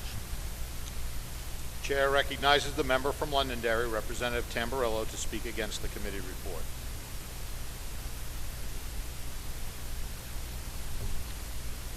Thank you, Mr. Speaker. I want to thank the representative from Northwood, Deerfield, for his excellent research on this bill and for introducing it. He approached me because 4 years ago I stood before the same very body on a very, very similar bill, if not identical. And we had a committee report that was similar numbers, 10 to 1 or 11 to 2, something like that, coming out of the committee. And it was a quite laborious debate, and we went through all the facts and all the data. And for those of you who don't know, by occupation, I'm a systems engineer, so as each one of these facts went in and the other side was gracious enough to answer all the questions, we refuted them. There was absolutely no correlation between safety and annual safety inspections, quote-unquote safety inspections. In fact, I stand before you today as an educated man because my father owned and operated full-service car washes in New Jersey for many, many years, probably 30 to 40 years. And as I used to tell my friends in college back then, what put me through college, paid for my education, is the fact that New Jersey salted their roads profusely. My godfather, who is his partner, he didn't pray for rain and he didn't pray for heavy snow. He prayed for a light dusting, just enough to get the trucks out on the road so that the salt trucks would come out and then the cars would line up 40, 50 at a time sometimes in the winter to come through the car wash. So as I've mentioned, I grew up in New Jersey, so I know a lot about that state. I still have family that's there. We talk about how New Jersey got rid of their annual inspections, their annual safety inspections rather. So the weather in New Jersey is not all that different from it is here today. As I said, I still have family there. I talk to my mother on a regular basis, and every time we get one of these big storms, she says, well, how many inches did you get? How cold is it going to be? It's only differ usually by a few degrees or a few inches. In fact, I think most of these storms, they got hit maybe not as hard, but similarly as what we saw. So New Jersey stopped their safety inspections. Why did they do that? You'll hear probably from the other side, some of these speakers come up, oh, well, it cost the state money. That's a half-truth. In New Jersey, you could get your car inspected the same way you could get your car inspected here. But it is true they also offered a government-run car inspection service, which was free when you pulled up to it because it was paid for by your vehicle registrations. Now, you could always get, the same as we do here, private inspection. Pull up to the station, pay the mechanic, he looks over your car and he slaps a sticker on it. Same, identical process. You just have the option to a number of state-run inspection stations in different places and getting them done there. By the way, they still do the OBD2 inspections, and guess who does those? The private facilities. Talk about road safety, and there not being a correlation between safety inspections and road safety. In New Jersey, they actually have statistically safer roads. How could they do that? They don't have safety inspections. Jersey has 6.6 deaths per 1,000 on their roads, and New Hampshire has 8.2. If we have a more frequent safety inspection, how could it be possible that a safety inspection makes the roads and the cars safer there? Representative also mentioned that New Jersey didn't see an increase in accident rates when they got rid of the annual inspections. That's true.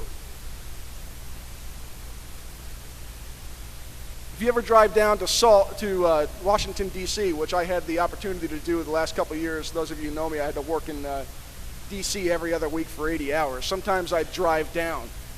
You know, it's about an 8.5 hour drive. In the wintertime, there was salt on the roads all the way down.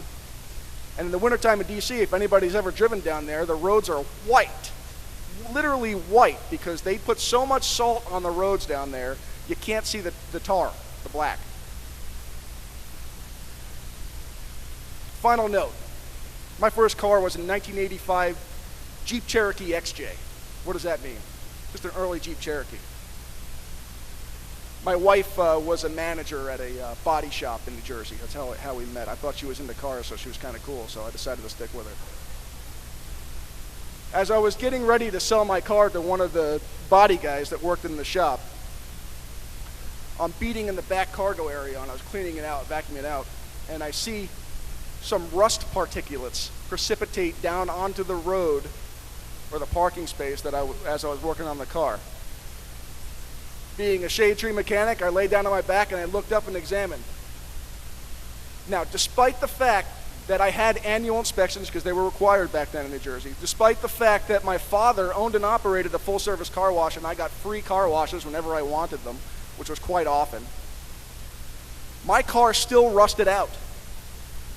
There was plenty of salt down there and they had the inspections. It didn't make a difference. Absolutely irrelevant. I urge you to overturn the ITL and pass this common sense legislation. Thank you. Will the member yield to questions? I'll take one question. Representative Schlein, you may inquire. Thank you, Mr. Speaker, and thank you, Representative, for taking my questions. I just want to be crystal clear here. Is there any correlation whatsoever between mandated vehicle inspection frequency and safety on the roads? Did you say manual? Mandated. Oh, mandated. As far as I can tell from a statistical analysis and being an engineer, the numbers that I viewed, no. Thank you. Chair recognizes the member from Epping, Representative Vose, to speak against the committee report.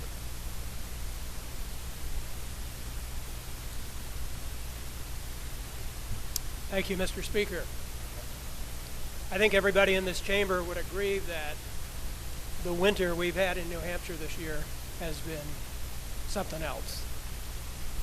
But I also think you would agree that our neighbor to the north, the province of Quebec, probably has even worse weather than we do. A worse climate than we do. And yet, in the province of Quebec, your car is not subject to a yearly inspection cycle. In fact, you don't even have to get your car inspected every other year, or every third year, or fourth or fifth year. In Quebec, you don't have to get your car inspected at all, unless it meets one of the following conditions. It's a transformed or modified vehicle, a handcrafted vehicle, whatever that is, a used vehicle from outside Quebec to be registered in Quebec, a severely damaged vehicle that has been rebuilt or for which a technical evaluation report was made, a vehicle that has been stored for more than 12 months, a discarded vehicle, a vehicle that was not authorized to operate on public roads for more than 12 months. Now, Quebec does use common sense. They do require inspections of some vehicles, regular inspections, and vehicles like taxis, buses and minibuses, vehicles used for driving instruction, vehicles used for the transportation of school children, emergency vehicles, motorcycles, tow trucks, and specialty vehicles like motorhomes, house trailers, tool vehicles, construction trailers rather, and farm machinery. So I cite the Quebec experience because they're one of our closest neighbors to indicate that it would be perfectly reasonable and make common sense to do away with yearly inspections and go to every other year. I've always marveled every time I've bought a new car at why I have to take it back year after year to get it inspected when it's practically brand new. So I would encourage you to vote to ITL this bill. Thank you. Does a member yield to a question? Member does not yield. Chair recognizes the member from Nashua, Representative Michael O'Brien, to speak in favor of the committee report.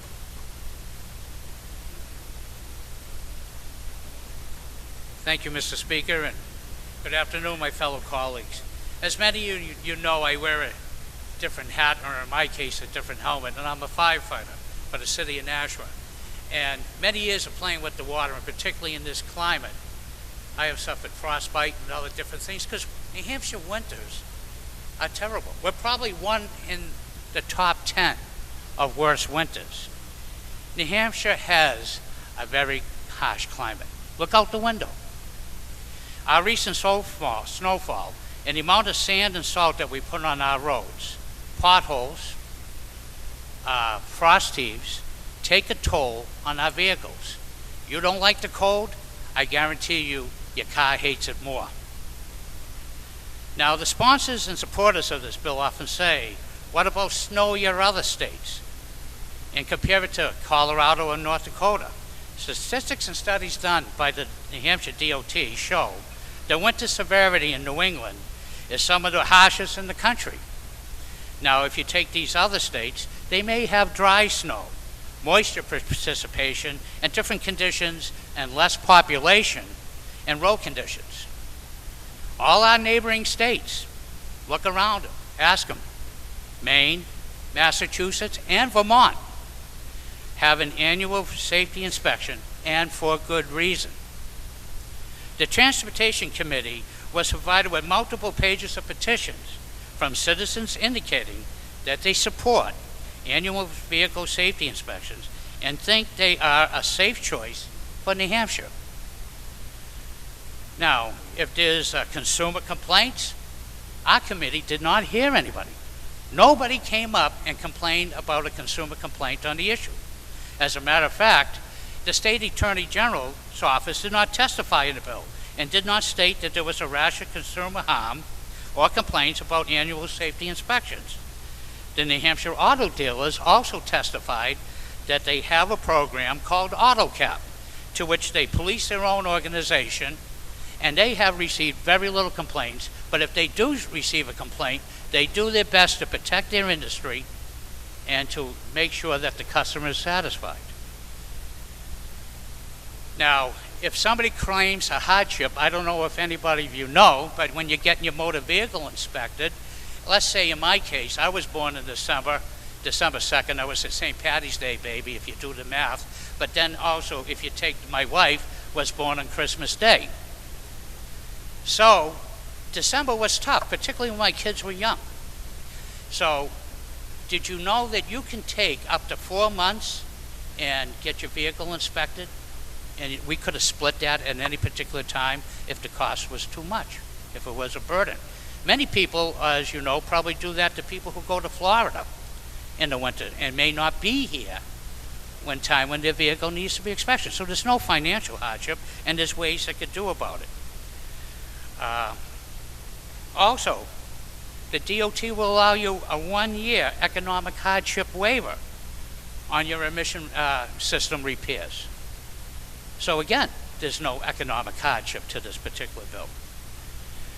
Now, we did hear testimony from Director Bailey of the Department of Motor Vehicles, and he did state, as part of his testimony at the public hearing, that the savings that the sponsors are claiming are false numbers, and those savings may not be realized.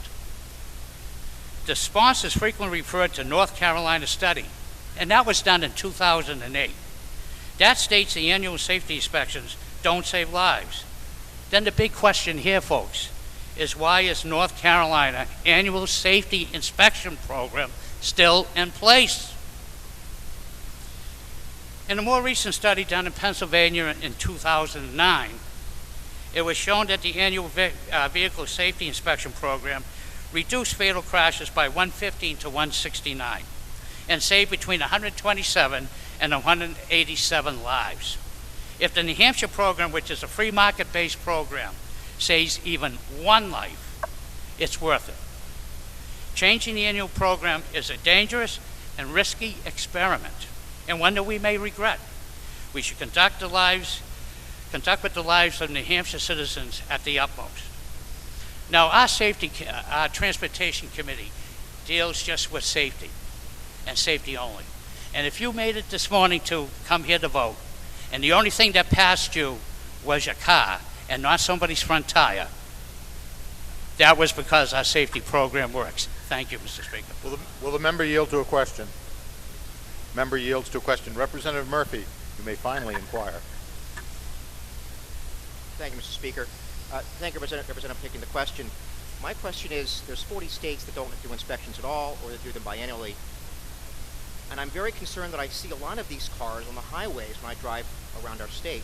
Should we perhaps have random inspection stations for vehicles from Connecticut or Maryland or New Jersey?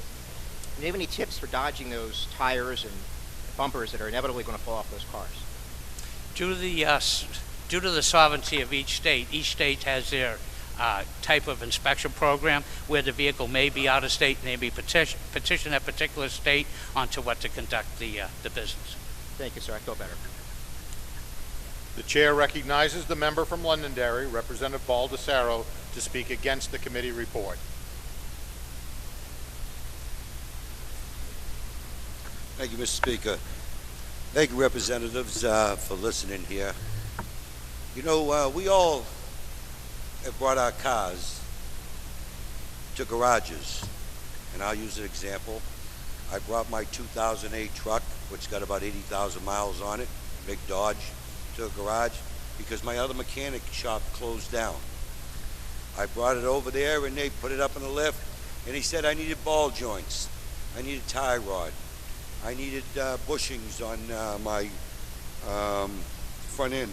But anyways, I asked him, listen, I'm in a rush. I got to get to the State House. Can I redo this here? Can you send me the bill and what it's going to cost? He emailed me a work request, and I still have that at my computer at home, $2,800 worth of work. Now, I never went to this mechanic before. This is a 2000, I bought it in 2009 pickup truck, beautiful truck. Now I'm a mechanic. I was in Bonn yesterday. I used to do my old work until I broke my pelvis and injured my spine.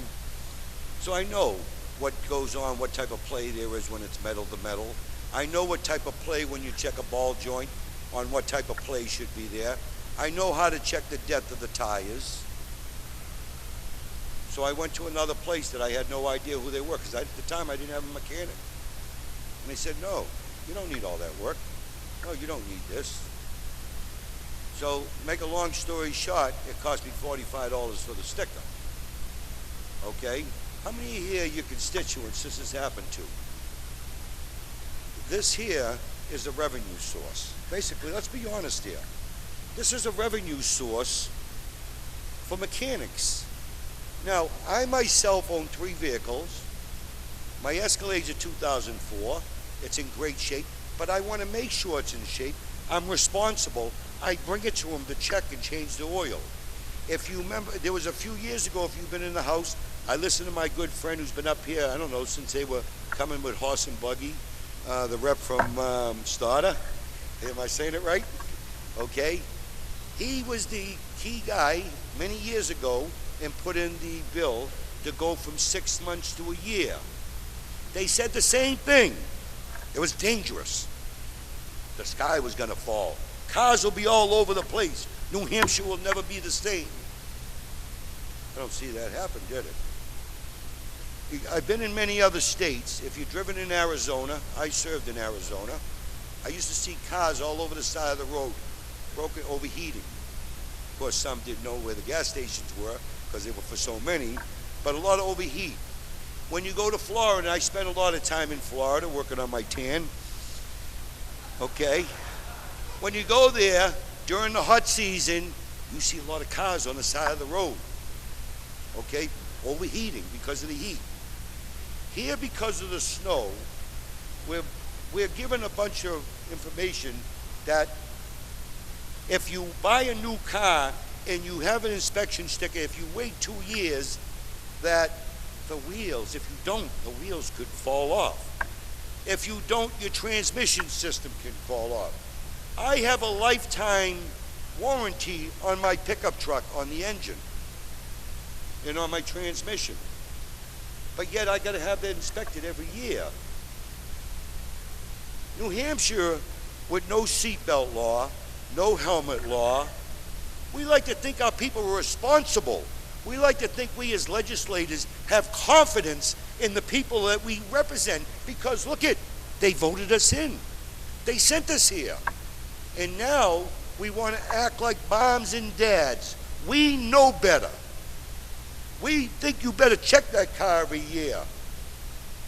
I think we need to really look at ourselves and look at the amount of people, especially the seniors. The seniors are being taken to the cleaners. How do I know that? I'm the chairman of the Elders Affairs Committee in my town. I'm in the Elders Center all the time. I refer them now to my mechanic because a lot of them are going through the same thing, and they're saying, oh, okay, and they're writing out the check. Or they go home and park their car and don't use it no more, and they end up calling the card system because they can't afford, because how do I say it to be nice? Because of some of the deceit from people that are out there taking advantage. We all know these new cars do not need inspections every year. We know that. How many old cars do you see on the road? And if you do have a 57 Chevy, or if you got a 6-cylinder Mustang like my friend from Derry, then you're going to take care of that car. You're not going to let it go when the tires get bald and everything else. Let's overturn this ITL. Let's let people make the right decision. Let's get government out of their life. Thank you. Chair recognizes the final speaker, the member from Charleston, Representative Stephen Smith, to speak in favor of the committee report. Thank you, Mr. Speaker. And before you get nervous at being almost 3:30, that's all I brought, so this should be good. Yeah. Are you ready? Okay, a couple of things to address first. The type of information that you get from the onboard diagnostic plug has nothing to do with the black box data that is stored in new cars. I know there's a study, somebody published an article about that. It is simply not true, and here's how I know.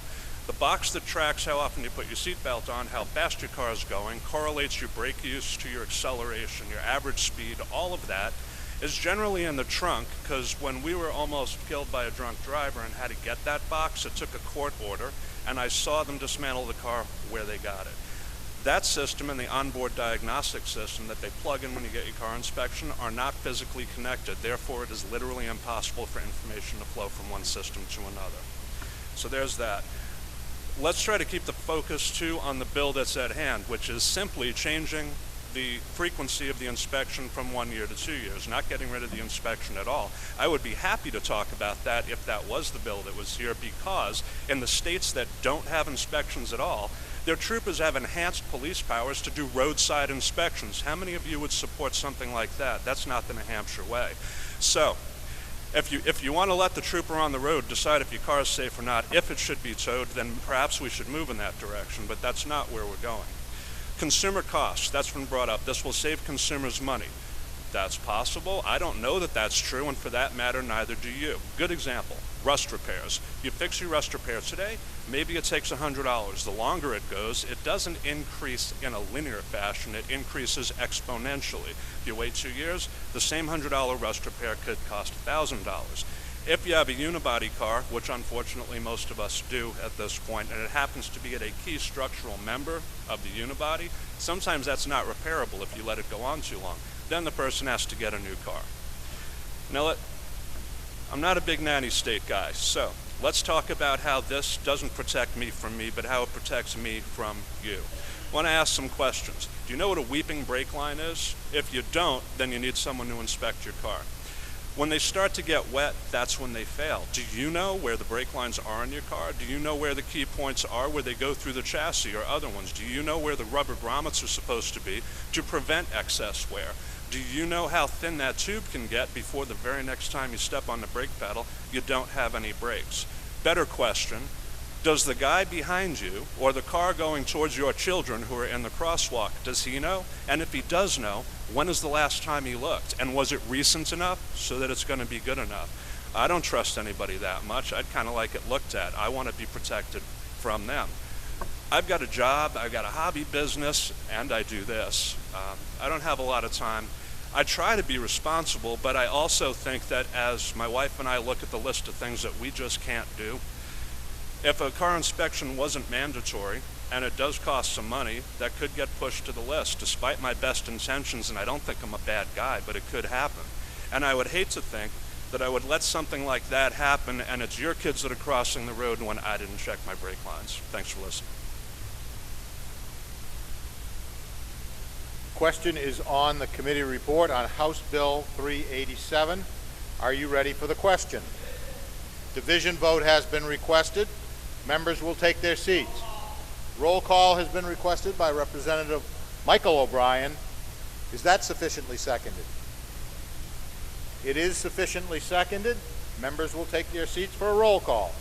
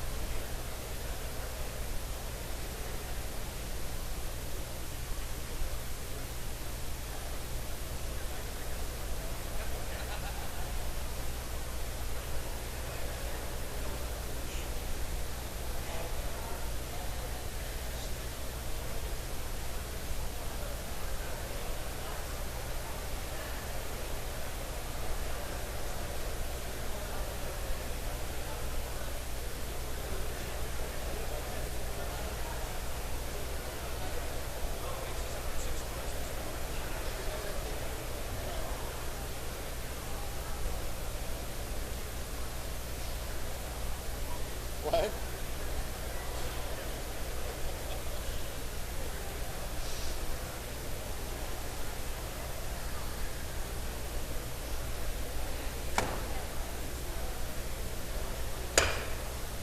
House will come to order. Members should be in their seats. The question is on the committee report on House Bill 387.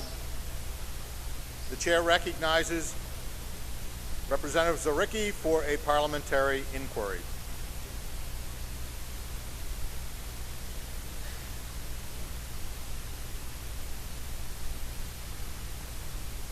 Thank you, Mr. Speaker.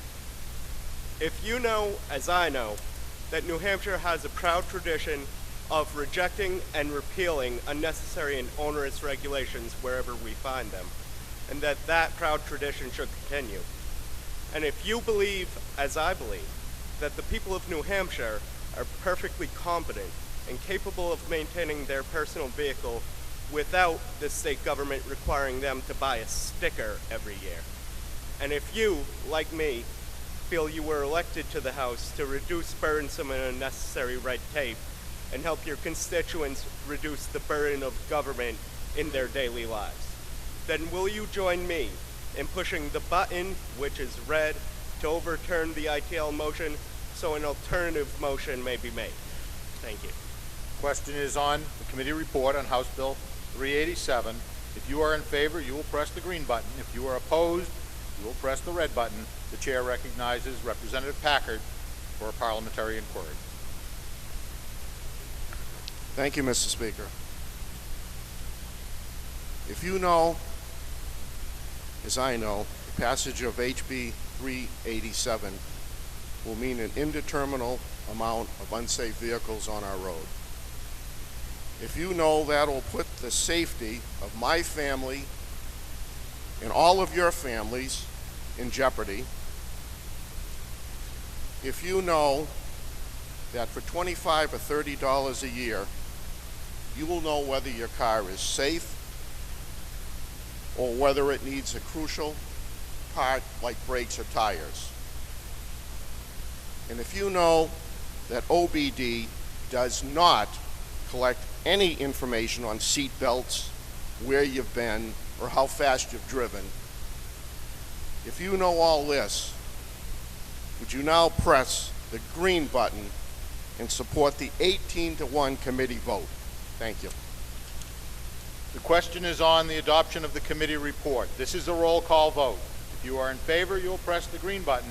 If you're opposed, you'll press the red button. Voting stations will be open for 30 seconds.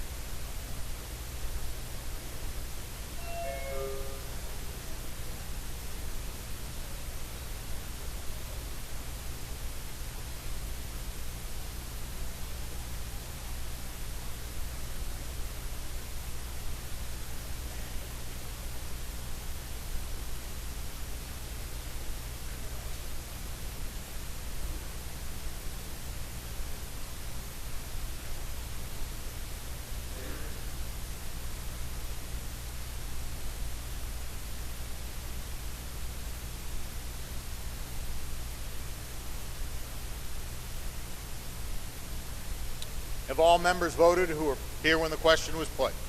The House will attend to the state of the vote.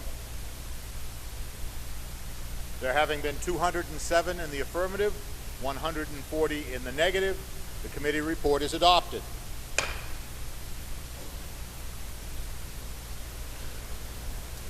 The Committee on Ways...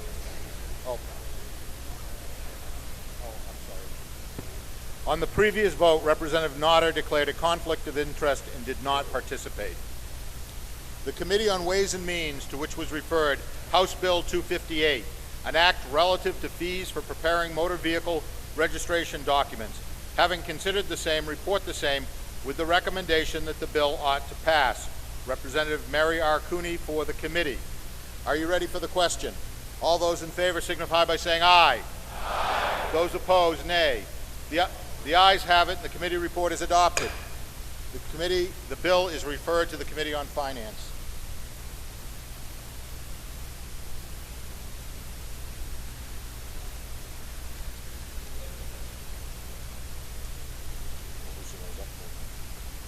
The Committee on Ways and Means, to which was referred House Bill 576, an act repealing the provision allowing operators to retain 3% of meals and rooms tax collected and continually appropriating 3% of meals and rooms tax revenue to school building aid. Having considered the same, report the same with the following resolution. Resolved that it is inexpedient to legislate. Representative Patrick F. Abrami for the committee. The chair recognizes the member from Newmarket, Representative Cahill, to speak against the committee report. Thank you, Mr. Speaker. I understand this is a rather unpopular item. Thank you, Mr. Speaker. I understand this is a rather unpopular bill. The idea of costing a business money is generally a non-starter.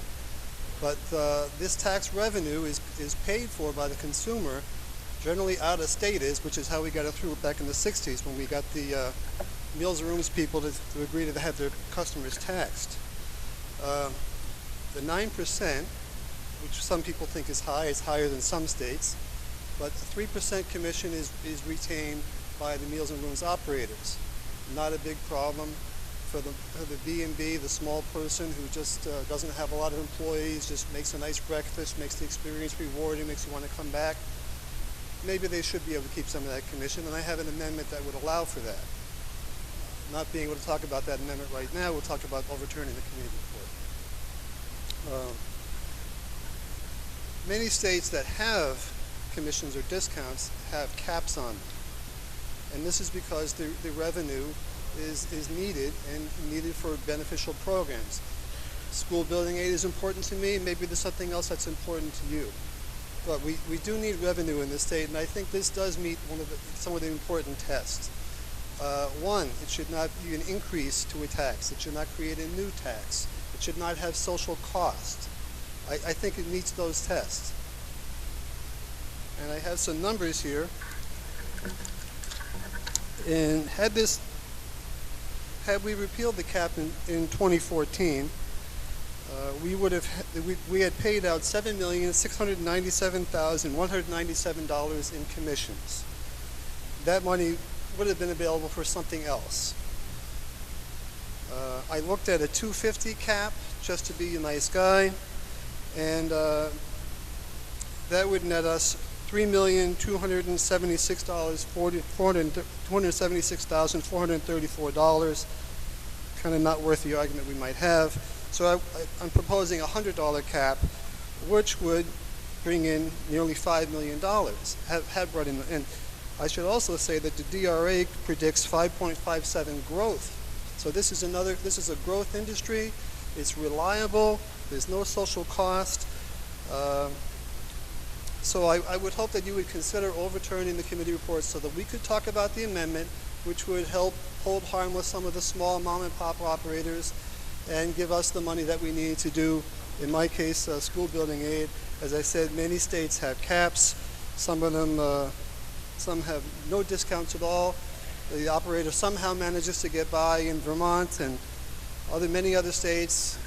I'm not sure why we can't do it here in New Hampshire and spend the money that's collected for the taxpayer, for the general good. Thank you. Chair recognizes the member from Stratham, Representative Abrami, to speak in favor of the committee report. Thank you, Mr. Speaker. Mr. Speaker, I rise in support of the ITL motion, and we all know that there's a 9% room and meals tax in the state, and that the proprietors of restaurants, bed and breakfasts, hotels get 3% of the revenue for their efforts of collecting the money for us and remitting the money to us in a timely fashion. The Committee on Ways and Means voted 19-1 in a very bipartisan way to ITL this bill because we felt that 3% was a fair amount for their efforts to remit that money to us in a timely way. I appreciate my friend from Newmarket's efforts in this, but I think, and we all appreciate the fact that we want to refund our building fund, but this is not the right vehicle to do that. So I'd appreciate you uphold the committee report of ITL. Thank you. Question is on the committee report on House Bill 576. Are you ready for the question? All those in favor of adoption of the committee report signify by saying aye. Aye. Those opposed, nay. The ayes have it. The committee report is adopted.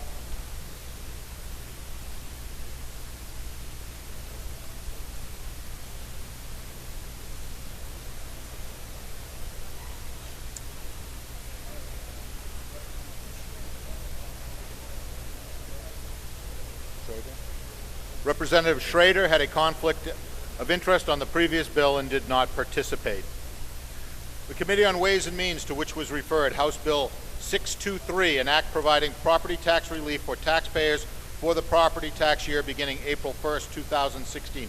Having considered the same, report the same with the following resolution. Resolved that it is inexpedient to legislate Representative Bill H. Ohm for the committee. The chair recognizes the member from Pittsfield, Representative Brewster, to speak against the committee report.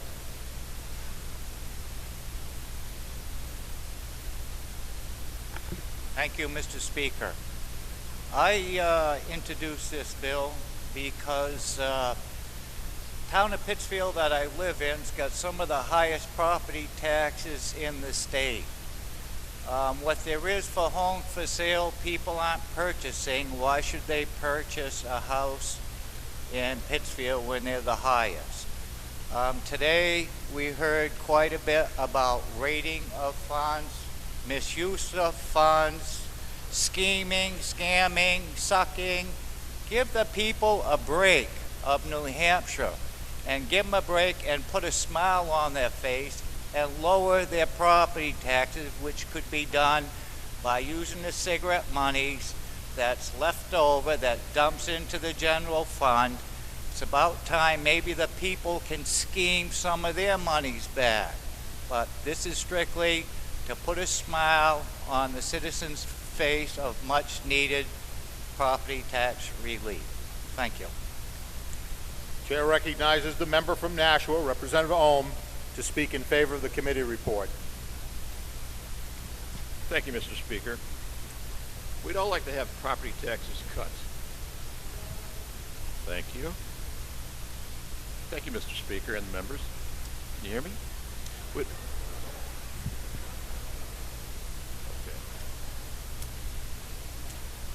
Mr. Speaker, we'd all like to have our property taxes cut. We'd all like a large tax cut, like $140 million that this member proposes. Unfortunately, the amount of money that's coming into this tax cut comes from the tobacco taxes. And if we take all our tobacco tax money and give property tax relief, then we have to pay back that money from other sources. We're obligated to pay over $300 million to the Educational Tax Fund. This is the source of many of those funds. The committee has voted to ITL this bill, and I ask you to support the committee recommendation.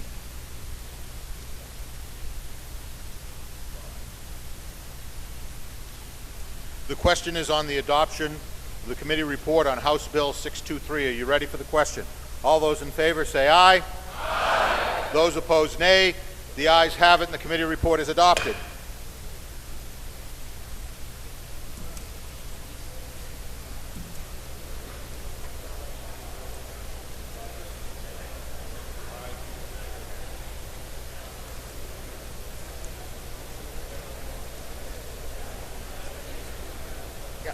Paul, I can't get these clips off.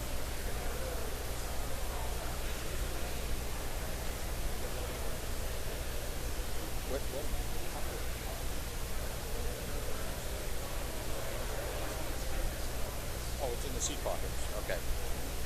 The majority of the Committee on Municipal and County Government, to which was referred House Bill 407, an act prohibiting the state and political subdivisions from acquiring military-equipped vehicles or equipment which are not readily available in open national commercial market.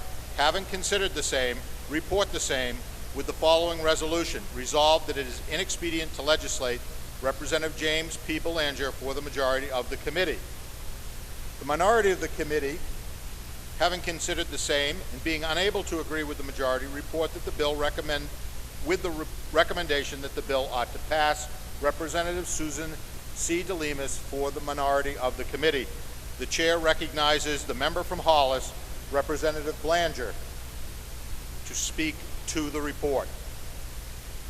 No. I've recognized.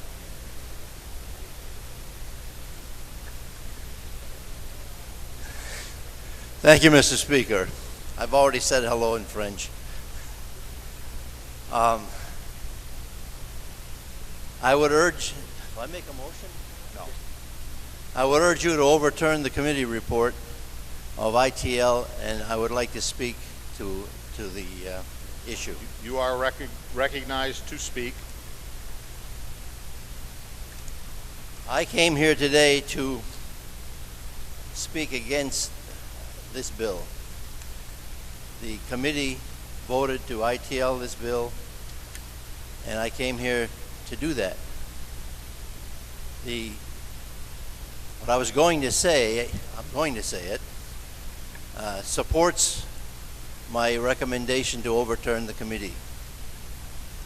Most everyone on the committee, if not all, found a connection and support for the intent of House Bill 407. The majority blurb needs a little explanation, since it seems to have brought up some confusion when it said the bill was crying out for a study committee. Municipal and county government had 57 bills to hear and deal with. House Bill 407 was scheduled and rescheduled to accommodate the availability of the prime sponsor. Our hearing for this bill was held on 2 different days. We heard a good portion of the testimony on one day and then recessed the hearing to a second day when the prime sponsor would be able to attend. We did everything in our power to accommodate this effort. At the very last minute, we were informed that the bill was an early bill. and had to get out of committee the next day. The chairman's copy of the bill didn't say that. So when some ask the question, why didn't the committee change the bill to a study committee? The answer is we felt there was no time. Knowing we were up against a stone wall for time, we contacted the prime sponsor and were left with the impression that he would be proposing a floor amendment to establish a study committee. Our committee would have supported this bill as a study committee and would support a floor amendment which would change it from what it is to a study committee. But the bill, as is, has way too many unintended consequences in what a community can purchase and what it can't, and the stipulation that equipment already purchased must be forfeited was enough reason to bring forth an ITL recommendation. Now, this is my 5th year as a state representative and my 1st year as a chairman. As compared to some of you, I'm pretty new. So I asked the veterans, how do we change this to a study committee? Oh, you're too late. It's an early bill, can't change it. Okay, can the second committee change it? Because it's going to a second committee. Nope, second committee can't change it. They can't do anything with it. So, you know, you don't know which way to turn. Some people are telling us we can, some people are telling us we can't. So I'm here on the floor today to tell you that the floor amendment, which changes this to a study committee, would meet 99.5% of the committee's wishes. Thank you. The question is on the majority report of inexpedient to legislate. Are you ready for the question? There is a request for a roll call. Who has made that request? Representative Hall has requested a roll call. Is that sufficiently seconded? That is sufficiently seconded. This will be a roll call vote.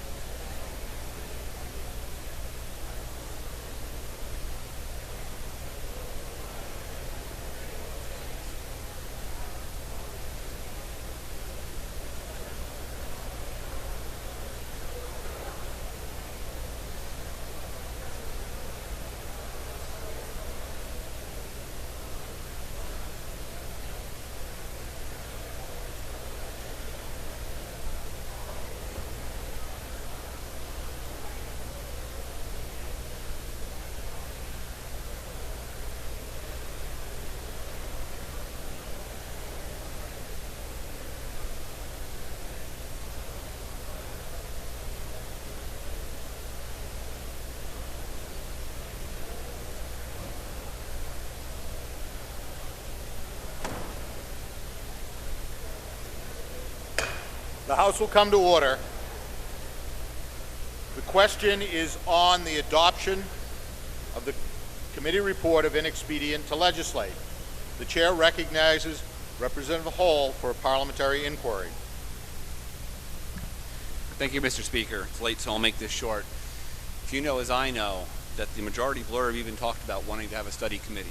You know, as I know, there is a study committee in your pockets that the committee is in support of, per the chair who just spoke.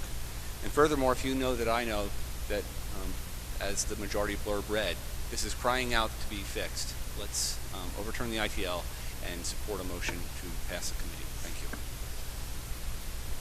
The question is on the committee report of inexpedient to legislate on House Bill 407. This is a roll call vote. If you are in favor, you will press the green button. If you are opposed, you'll press the red button. Voting stations will be open for 30 seconds.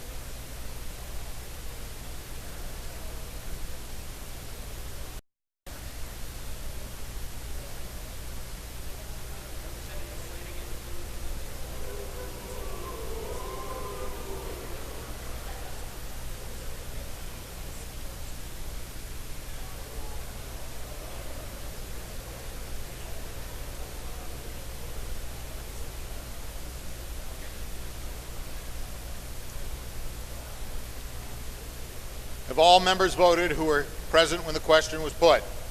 The House will attend to the state of the vote. There having been 134 votes in the affirmative, 204 in the negative, the committee report fails. The chair recognizes Representative Hall for the purpose of moving ought to pass with an amendment, and he is recognized to speak to his amendment, which is floor amendment 0472H, which is in your seat pockets. Thank you, Mr. Speaker. Before you is an amendment that was filed by one of the members of the committee, Amendment 215-0472H. I would like to speak to it. You are recognized to speak. Thank you. As was said by the prior chair, there is an issue at hand. The NEA recently put out a blurb in one of their magazines that it was the Los Angeles School Police had to return 3 grenade launchers. I think that's a bit of an overreach of disposition of military equipment. So I'd ask that you would support the study committee so that this could move on to a second committee to be addressed as necessary. Thank you. The question is on the floor amendment. Are you ready for the question? All those in favor of the adoption of the floor amendment, say aye. Aye. Those opposed, nay. The ayes have it, and the floor amendment is adopted. The question is on the motion of ought to pass as amended. Are you ready for the question? All those in favor signify by saying aye. Aye. Those opposed, nay. No. The ayes have it, and the motion of ought to pass is adopted. With amendment. All right. That completes the regular calendar. The House will attend to bills removed from the consent calendar. I'm going to waive that because it's study committee. All right. Could I have your attention for a moment? Originally, that bill was going to a second committee, but as it is now a study committee, I am waiving the requirement that it go to executive departments and administration.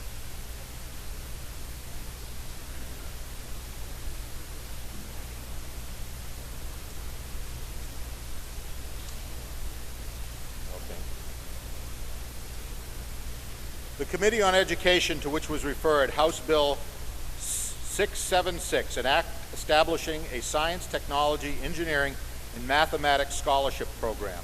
Having considered the same, report the same with the following resolution. Resolved that it is inexpedient to legislate. Representative Ralph G. Boehm for the committee. The chair recognizes Representative Ladd for a motion. Thank you, Mr. Speaker. I move that we lay 676 on the table. Motion is to lay House Bill 676 on the table. Are you ready for the question? All those in favor signify by saying aye. Aye. Those opposed, nay. No. The ayes have it, and the motion is adopted. The bill is on the table.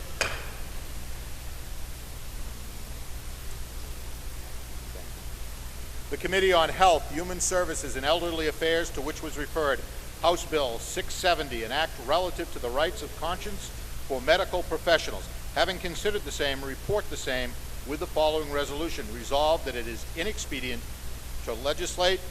Representative John Fothergill for the committee.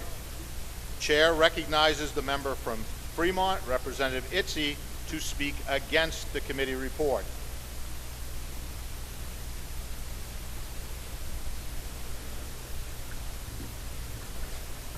Thank you, Mr. Speaker. This bill seeks to protect that which is one of the most foundational precepts of our republic. The idea that rights of conscience are inviolate. Now, Article 2 says that there are certain natural rights which all men have, among which are enjoying life, liberty, and property, and enjoying life and liberty, and enjoying and protecting property. But it goes on to say that in Article 3 that when we enter into a state of society, a government, if you will, that we surrender up certain of those natural rights for the protection of others. And that sounds rational, sounds reasonable. But then we get to Article 4, which says that there are certain natural rights which are by their very nature unalienable. And of this sort are rights of conscience, because nothing can be given or received for them. There is no equivalent. And that's what we're talking about here. We're talking about people's religious beliefs, their morality. And we as a state cannot require them to surrender their morality at the door. The Constitution goes on to identify two particular rights of conscience as examples. The first is the right to practice your religion as you see fit. And it gives a very stark measure. It says that you have the right to exercise your religion, to worship God as you see fit, as long as it doesn't disturb the public peace. So I want you to think about this. Is there any reason that you could imagine requiring a medical professional to surrender their rights of conscience, that exercise would in fact cause a disturbance of the public peace? That's what we're talking about here. We're talking about somebody who says, I don't believe in abortion. For me to be required to sell an abortificant by the state is abhorrent. We're protecting, or we are denying, their right of conscience, something we can never give back. I ask you to overturn the committee report so that a more appropriate motion can be made. Chair recognizes a member from Rochester, Representative Groen, to speak against the committee report.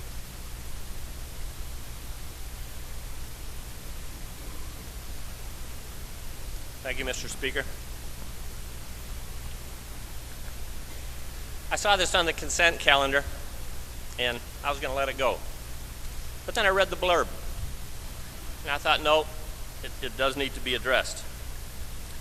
The blurb shrugs it off to a code of ethics. Oh well, a lot of companies have a code of ethics, so everything's okay. One of the people that came into the committee and testified had a code of ethics this thick. And it was pretty impressive to have a book that thick. However, if you're in a court of law, the judge doesn't care about that code of ethics. He's concerned about the law. In New Jersey, there were 12 nurses that were told, you will participate in performing abortions. And the nurses said, no, we won't. So they were threatened with being fired, so they filed suit. And they were protected because New Jersey has this law. The same thing happened in New York City. Those nurses were protected because New York has this law. We don't. So the pharmacist in Laconia, who worked for Brooks Drugs, refused to dispense Plan B, and he was fired. Now this story does have a happy ending. He went to work for Walmart, and he's happy there, and Brooks is out of business. So this one had a happy ending. But you know what? Not every one of these has a happy ending. 47 other states have this law. We're only one of 3 that don't have this kind of protection, which is enshrined in the Constitution, but not in the RSAs. We have a long history of giving it to others. Military service, salute the flag, pledge of allegiance, odious things that we wouldn't consider doing, we give them the right to conscientiously object. Jury duties, those lawbreakers of the Underground Railroad had some protections because of conscience. So I concur with our Constitution and with the member from Fremont. The article says among the natural rights, some are in their very nature unalienable because no equivalent can be given or received for them. If I rob a bank and the bank is short of money, okay, the law can say to me, you make restitution and I replace the money, and they've been made whole. When your conscience has been robbed, you cannot be made whole. Article 13 says, no person who is conscientiously scrupulous about the lawfulness of bearing arms shall be compelled thereto. And listen to the rest of it. Provided that he pay an equivalent. So in other words, in the name of conscience, a conscientious objector cannot be repaid when his conscience is robbed, but he can be asked to pay. So even though he can't be repaid, he can pay. And I think that's what our Constitution desires. And that's why I wanted to address this issue, because I think it's crucial. And I would ask you to vote red on this so we could overturn the ITL. Thank you. Chair recognizes the member from Colebrook, Representative Fothergill, to speak in favor of the committee report.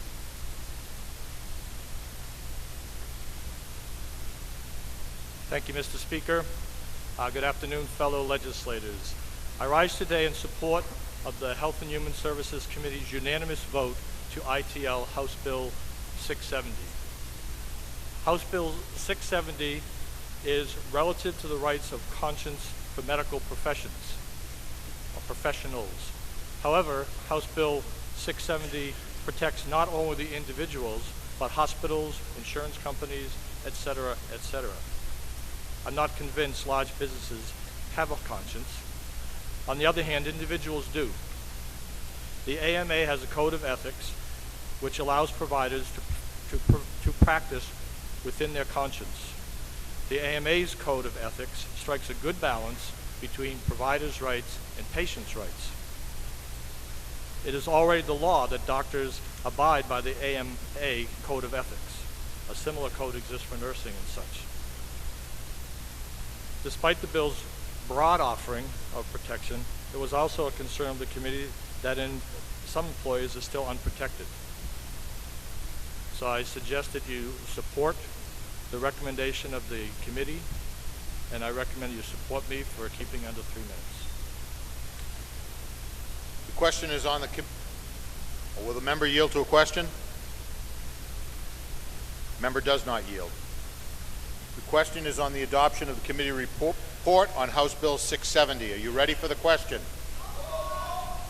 Representative Itzy requests a roll call. Is that sufficiently seconded?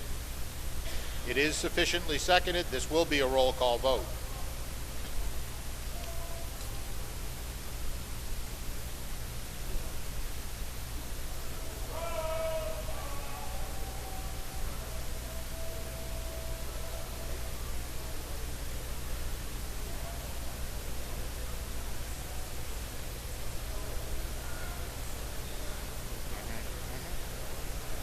All right, good.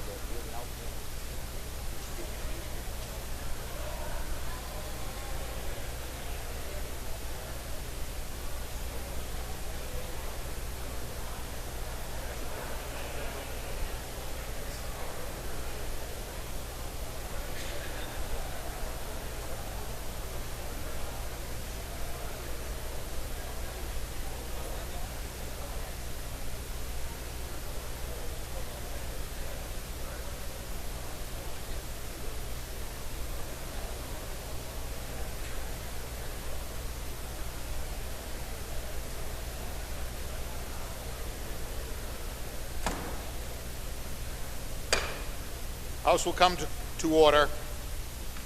Chair recognizes Representative Itzy for a parliamentary inquiry.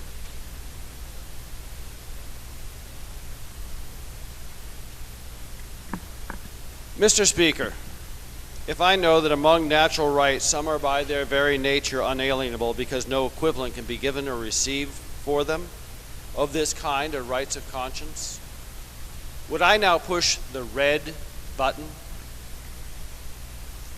Question is on the adoption of the committee report on House Bill 670. If you are in favor, you will press the green button. If you are opposed, you'll press the red button. Chair recognizes Representative LeBrun for a parliamentary inquiry.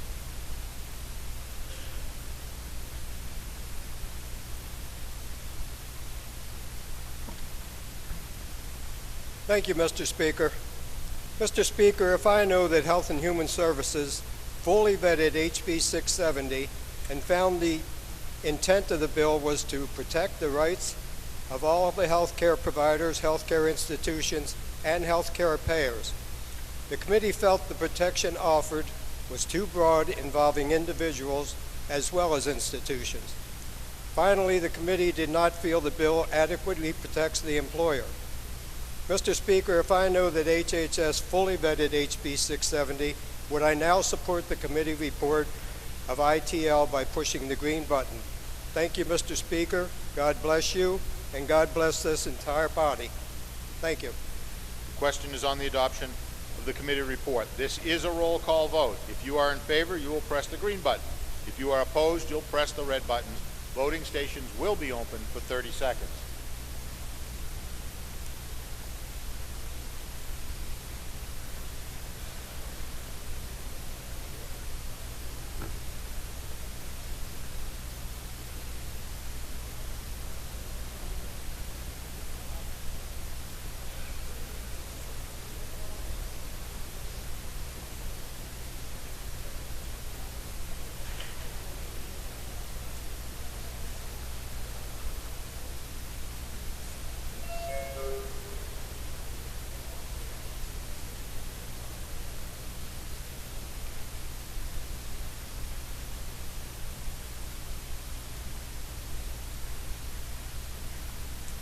Have all members voted who were present when the question was put? House will attend to the state of the vote. There having been 237 votes in the affirmative, 88 votes in the negative, the committee report is adopted.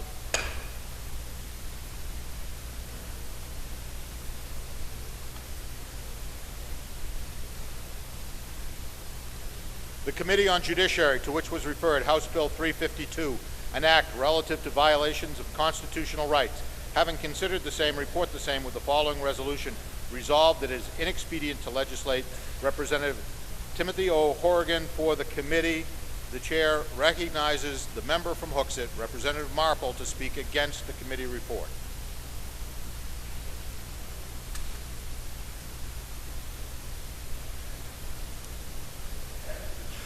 Thank you, Mr. Speaker, and thank you for the House.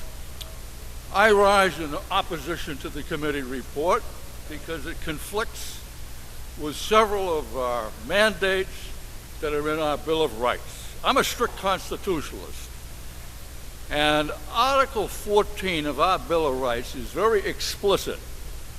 It says the people have the right to obtain justice promptly, without delay, and free, without cost.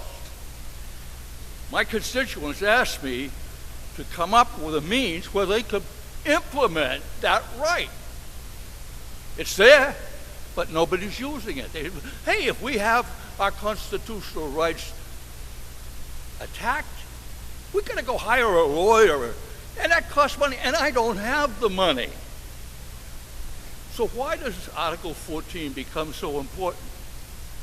Because it guarantees to the people that Article 8 of our Bill of Rights states that all power residing in and being derived from the people, all of the offices, I should say magistrates and officers of government, are the substitutes and agents and at all times accountable to them.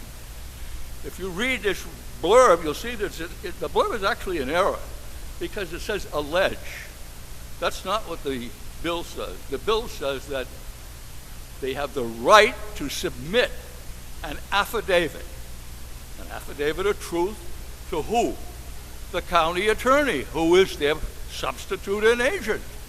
And the county attorney will take, and we're paying the county attorney, everybody is.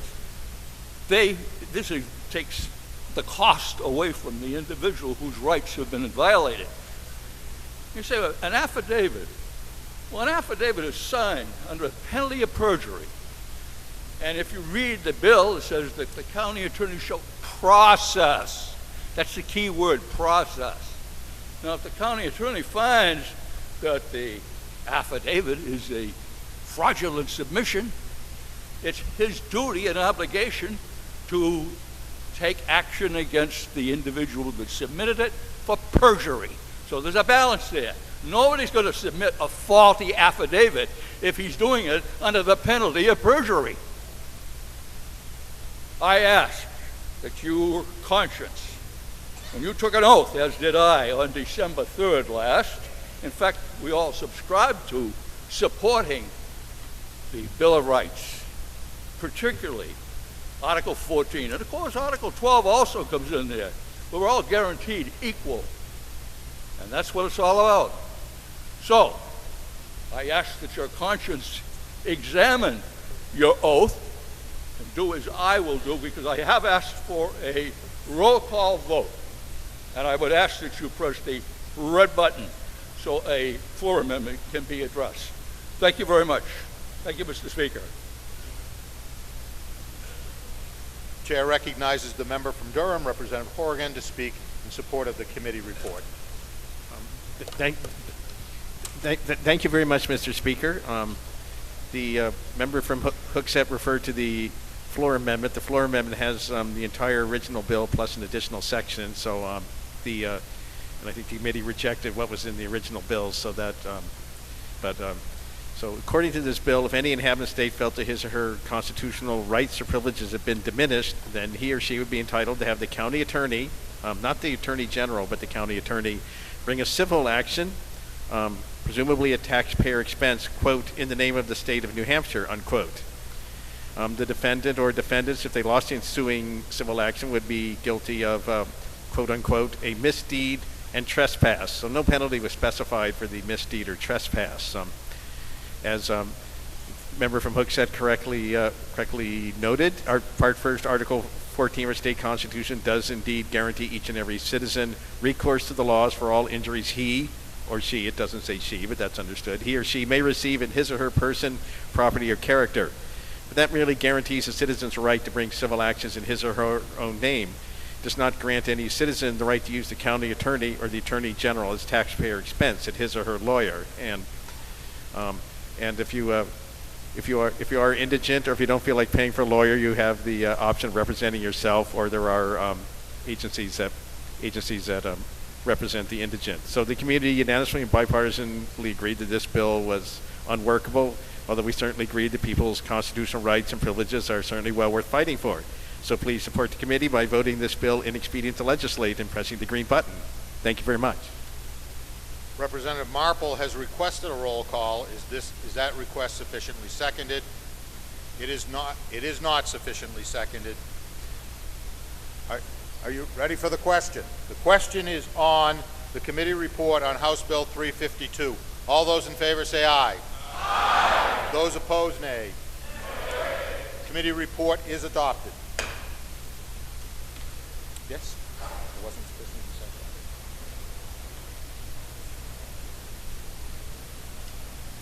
seconded. And the last bill of the day. I thought you'd like that. The Committee on Municipal and County Government, to which was referred House Bill 397, an act relative to the duties of public servants, having considered the same, report the same with the following resolution. Resolved that it is inexpedient to legislate. Representative Jane E. Bolio for the committee. The chair recognizes the member from Hooksett, Representative Marple, to speak against the committee report.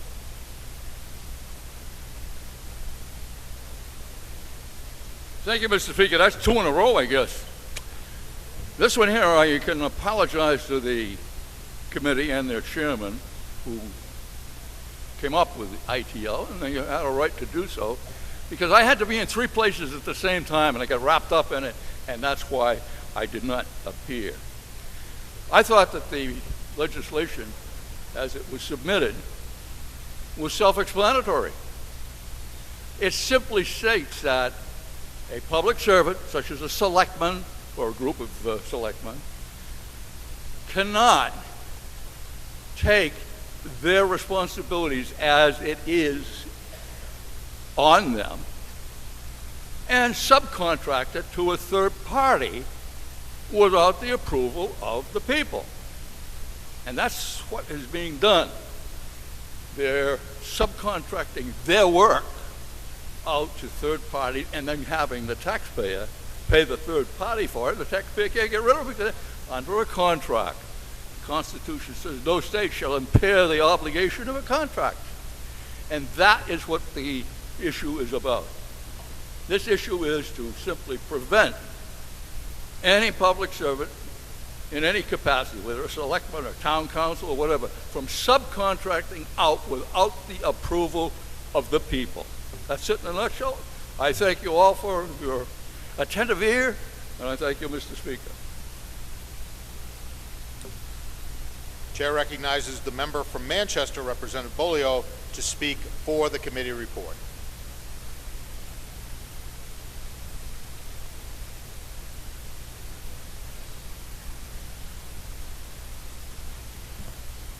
Thank you, Mr. Speaker.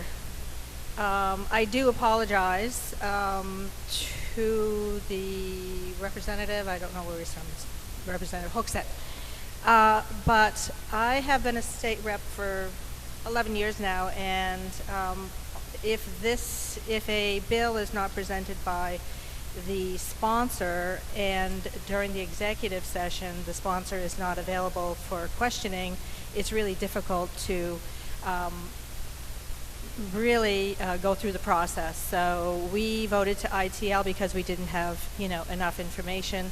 And, once again, if a sponsor of a bill, if he chooses to draft legislation and it does come in front of a committee, he should certainly take the time and notice, when that bill is supposed to be in front of a committee and attend that committee hearing.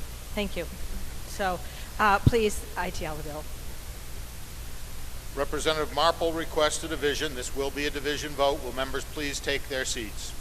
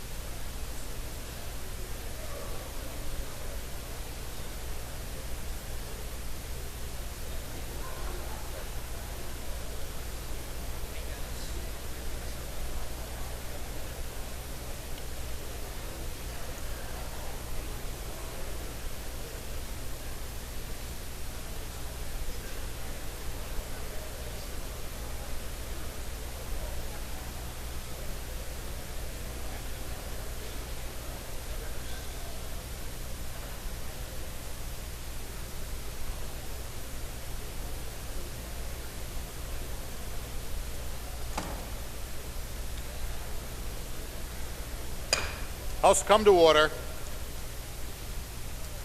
Chair recognizes Representative Marple for parliamentary inquiry.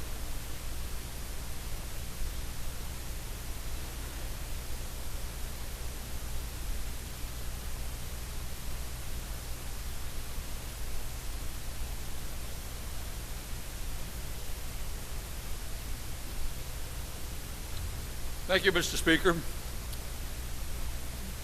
As our Constitution states very clearly in Article 8, the people have the power, and we only have that which is derived from the people.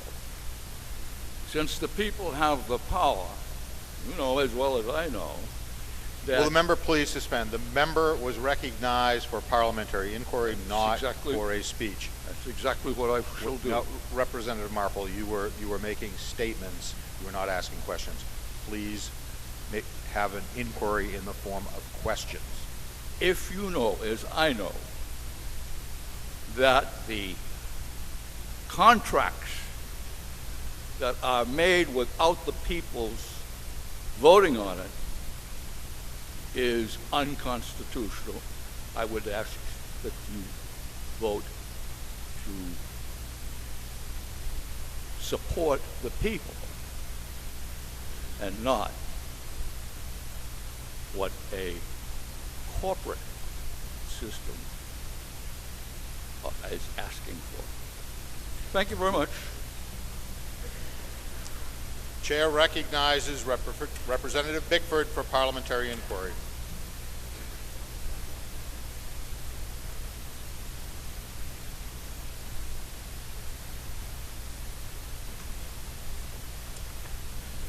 Thank you, Mr. Speaker. If you know that this goes beyond just selectmen, this includes employees also, magistrates, judges, consultants, jurors, and persons in the definition, would you now, join me and vote green?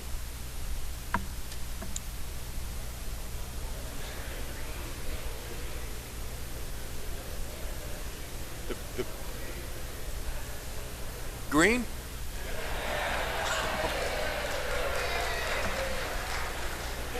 The House will come to order. House will come to order. The question is on the committee report on House Bill 397. This is a division vote. If you are in favor, you will press the green button. If you are opposed, you will press the red button. Voting stations will be open for 30 seconds.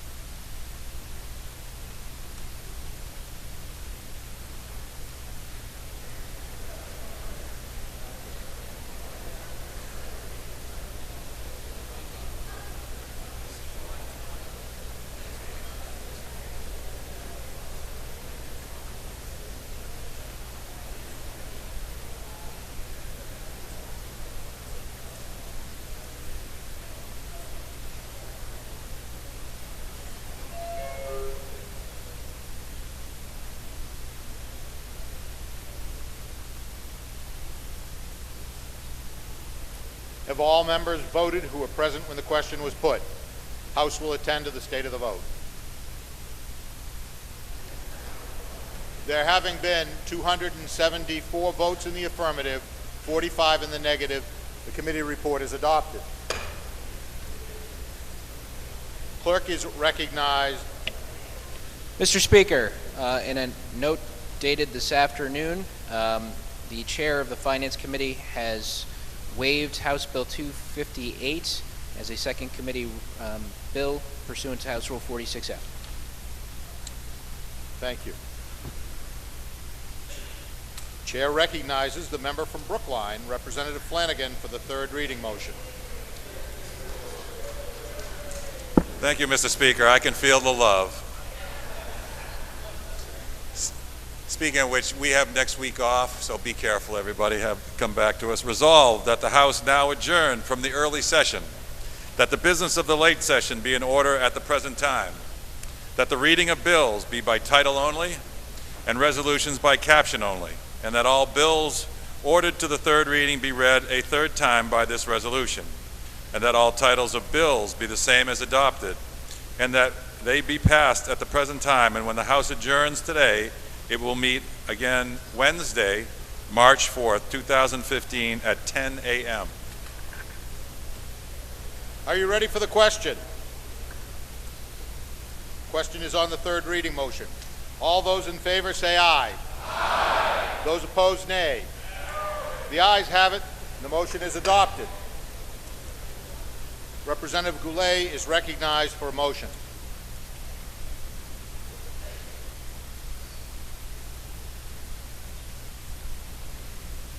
Thank you, Mr. Speaker. I'd like to make a motion to write Representative Itz's comments from last Wednesday to the permanent record. All right. It was under unanimous consent. Representative Itzy made remarks under unanimous consent, and the motion is to print those remarks in the permanent journal. Are you ready for the question? All those in favor say aye. Aye. Those opposed, nay. No. The nays have it, and the motion is defeated. Before we go to announcements, which are going to be next, I just wanted to thank the House for your patience today. We got through a very long calendar, and we're done about 2.5 hours than my fondest hopes had us adjourning, so I appreciate your efforts today.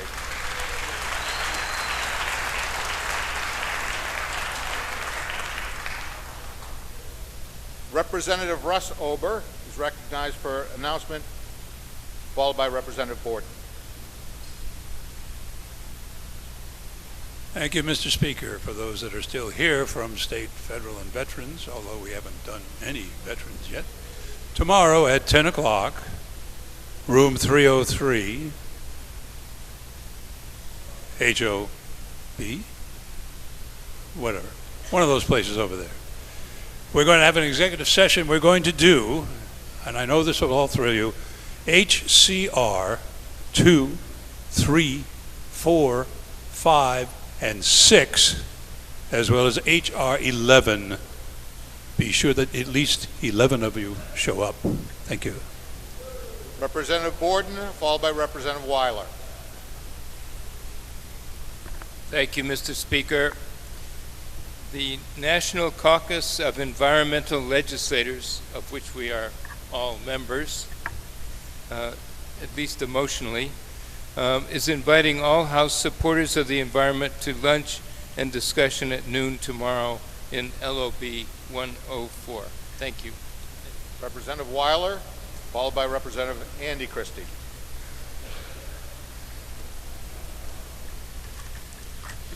Thank you, Mr. Speaker. I actually have two announcements, very separate.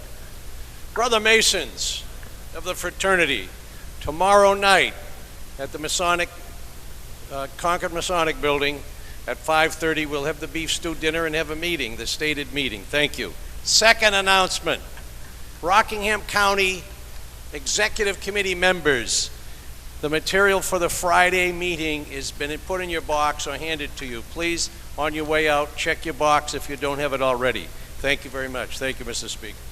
Representative Christie, followed by Representative Simmons. Thank you, Mr. Speaker. For members of the ED&A Committee, tomorrow at 11:30, we'll exec on the following bills: 139, 427, 448, 425, 286, 408, 109, 473, 454, and 363. And hopefully we'll get them all done. Thank you. Representative Simmons, followed by Representative Kidder. Thank you, Mr. Speaker. The Labor Committee has two bills we're hearing tomorrow, HB 600 and HB 658. In the calendar, it says we will be meeting in room 206. We will actually be meeting in room 307, the regular Labor Committee meeting room. Thank you. Representative Kidder, followed by Representative Hunt. Thank you, Mr. Speaker. Members of the Fish and Game Committee will be meeting tomorrow in room 305 to accept House Bill 298, 336, and 423. Thank you. Representative Hunt, followed by Representative Dan McGuire. What time are you meeting? 10:15. Thank you, Mr. Speaker. The House Commerce Subcommittee on Health Insurance that was scheduled for 8 o'clock tomorrow morning will have its work session at 8:30, and those bills are HB 195, HB 223, HB 548, and HB 596. See you tomorrow morning. Representative McGuire, followed by Representative Rowe. Thank you, Mr. Speaker. At 10:30 tomorrow in the lobby of the LOB, we'll have a press conference in support of House Bill 636, reforming our asset forfeiture law. The bill will also have a public hearing that afternoon. Representative Rowe, followed by the clerk. House Judiciary members, tomorrow we have 4 bills to be introduced. One of them has extensive list of speakers, and I've been told they all have a right to be heard. That being the case, rather than starting at 10, we're going to start at 9 o'clock and start execing, and we're going to hopefully have a break between the bill introductions. And the last one that starts at 1:30, the way it looks now, I think it will last 2 hours, so plan on a late evening, and please bring my lunch. Chair recognizes the clerk. Thank you, Mr. Speaker. If I know that the House is not in session next week, and if I know that there might be several groups in and out of the chamber, would I not then clean out my seat pockets? Thank you, Mr. Speaker. Yes, you would. All right, we have one request for unanimous consent, but at this time I'm opening the voting stations for mileage. Chair recognizes Representative Norgren for the purposes of giving memorial remarks.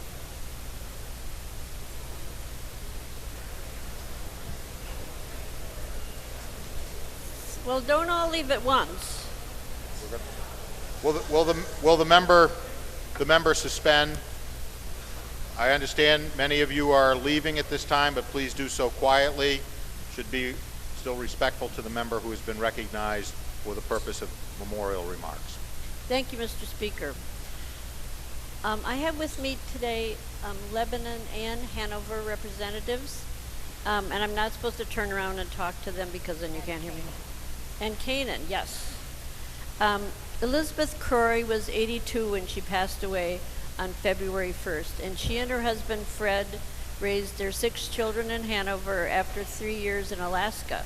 Elizabeth, sometimes called Betty, served as a House member from Hanover for 14 years, from 1976 to 86, and then 92 to 96.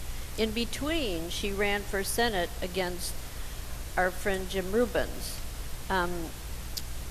Also, during that race, she had major surgery, which she kept a secret, and nobody knew, even in TV debates, that she was in quite a bit of pain. She was tough. She served on the Commerce Committee and became an expert on health care, insurance, and banking. We certainly could have used her lately. She was a vital member of the Upper Valley community for her work with the very young and very old. For example, she was the executive director of the Children's Center in the Upper Valley. She was also instrumental in starting an outreach house and assisted living facility for frail elders. Elizabeth was the first layperson selected by the New Hampshire Supreme Court to the New Hampshire Bar's Board on Character and Fitness. She also chaired the New Hampshire Health Services Planning and Review Board. A lifelong Democrat, an avid walker, voracious reader, lover of the arts, philanthropist, and loyal fan of the Red Sox and the Hanover Marauders, she loved to garden and play cribbage. When I first came to the house in 1988, there were always cribbage games in the anteroom, also smoking in the cafeteria. But then that was even before that, there was smoking in this very hall. Elizabeth was a committed advocate for fairness, underserved, health care, education, lifelong learning, volunteerism, community nursing, and more. She was committed to the importance of the democratic process. She loved the New Hampshire House and always made herself available to advise and mentor others who were in office or thinking of running. She lived a full life, one full of public and volunteer service. She dies as she wished, in peace and in her home, being remembered as a good friend to many, a teacher, a legislator, and a successful businesswoman. Elizabeth would have been happy to be remembered simply as a caring and committed citizen. Thank you.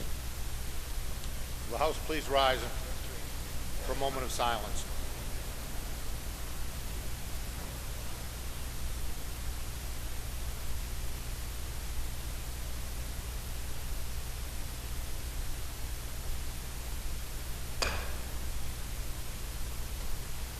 Chair recognizes Representative Hinch.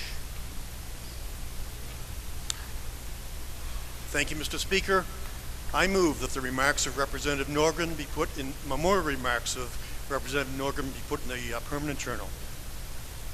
Question is on placing the remarks in the permanent journal. Are you ready for the question? All those in favor say aye. Aye. Those opposed, nay. The ayes have it. The motion is adopted.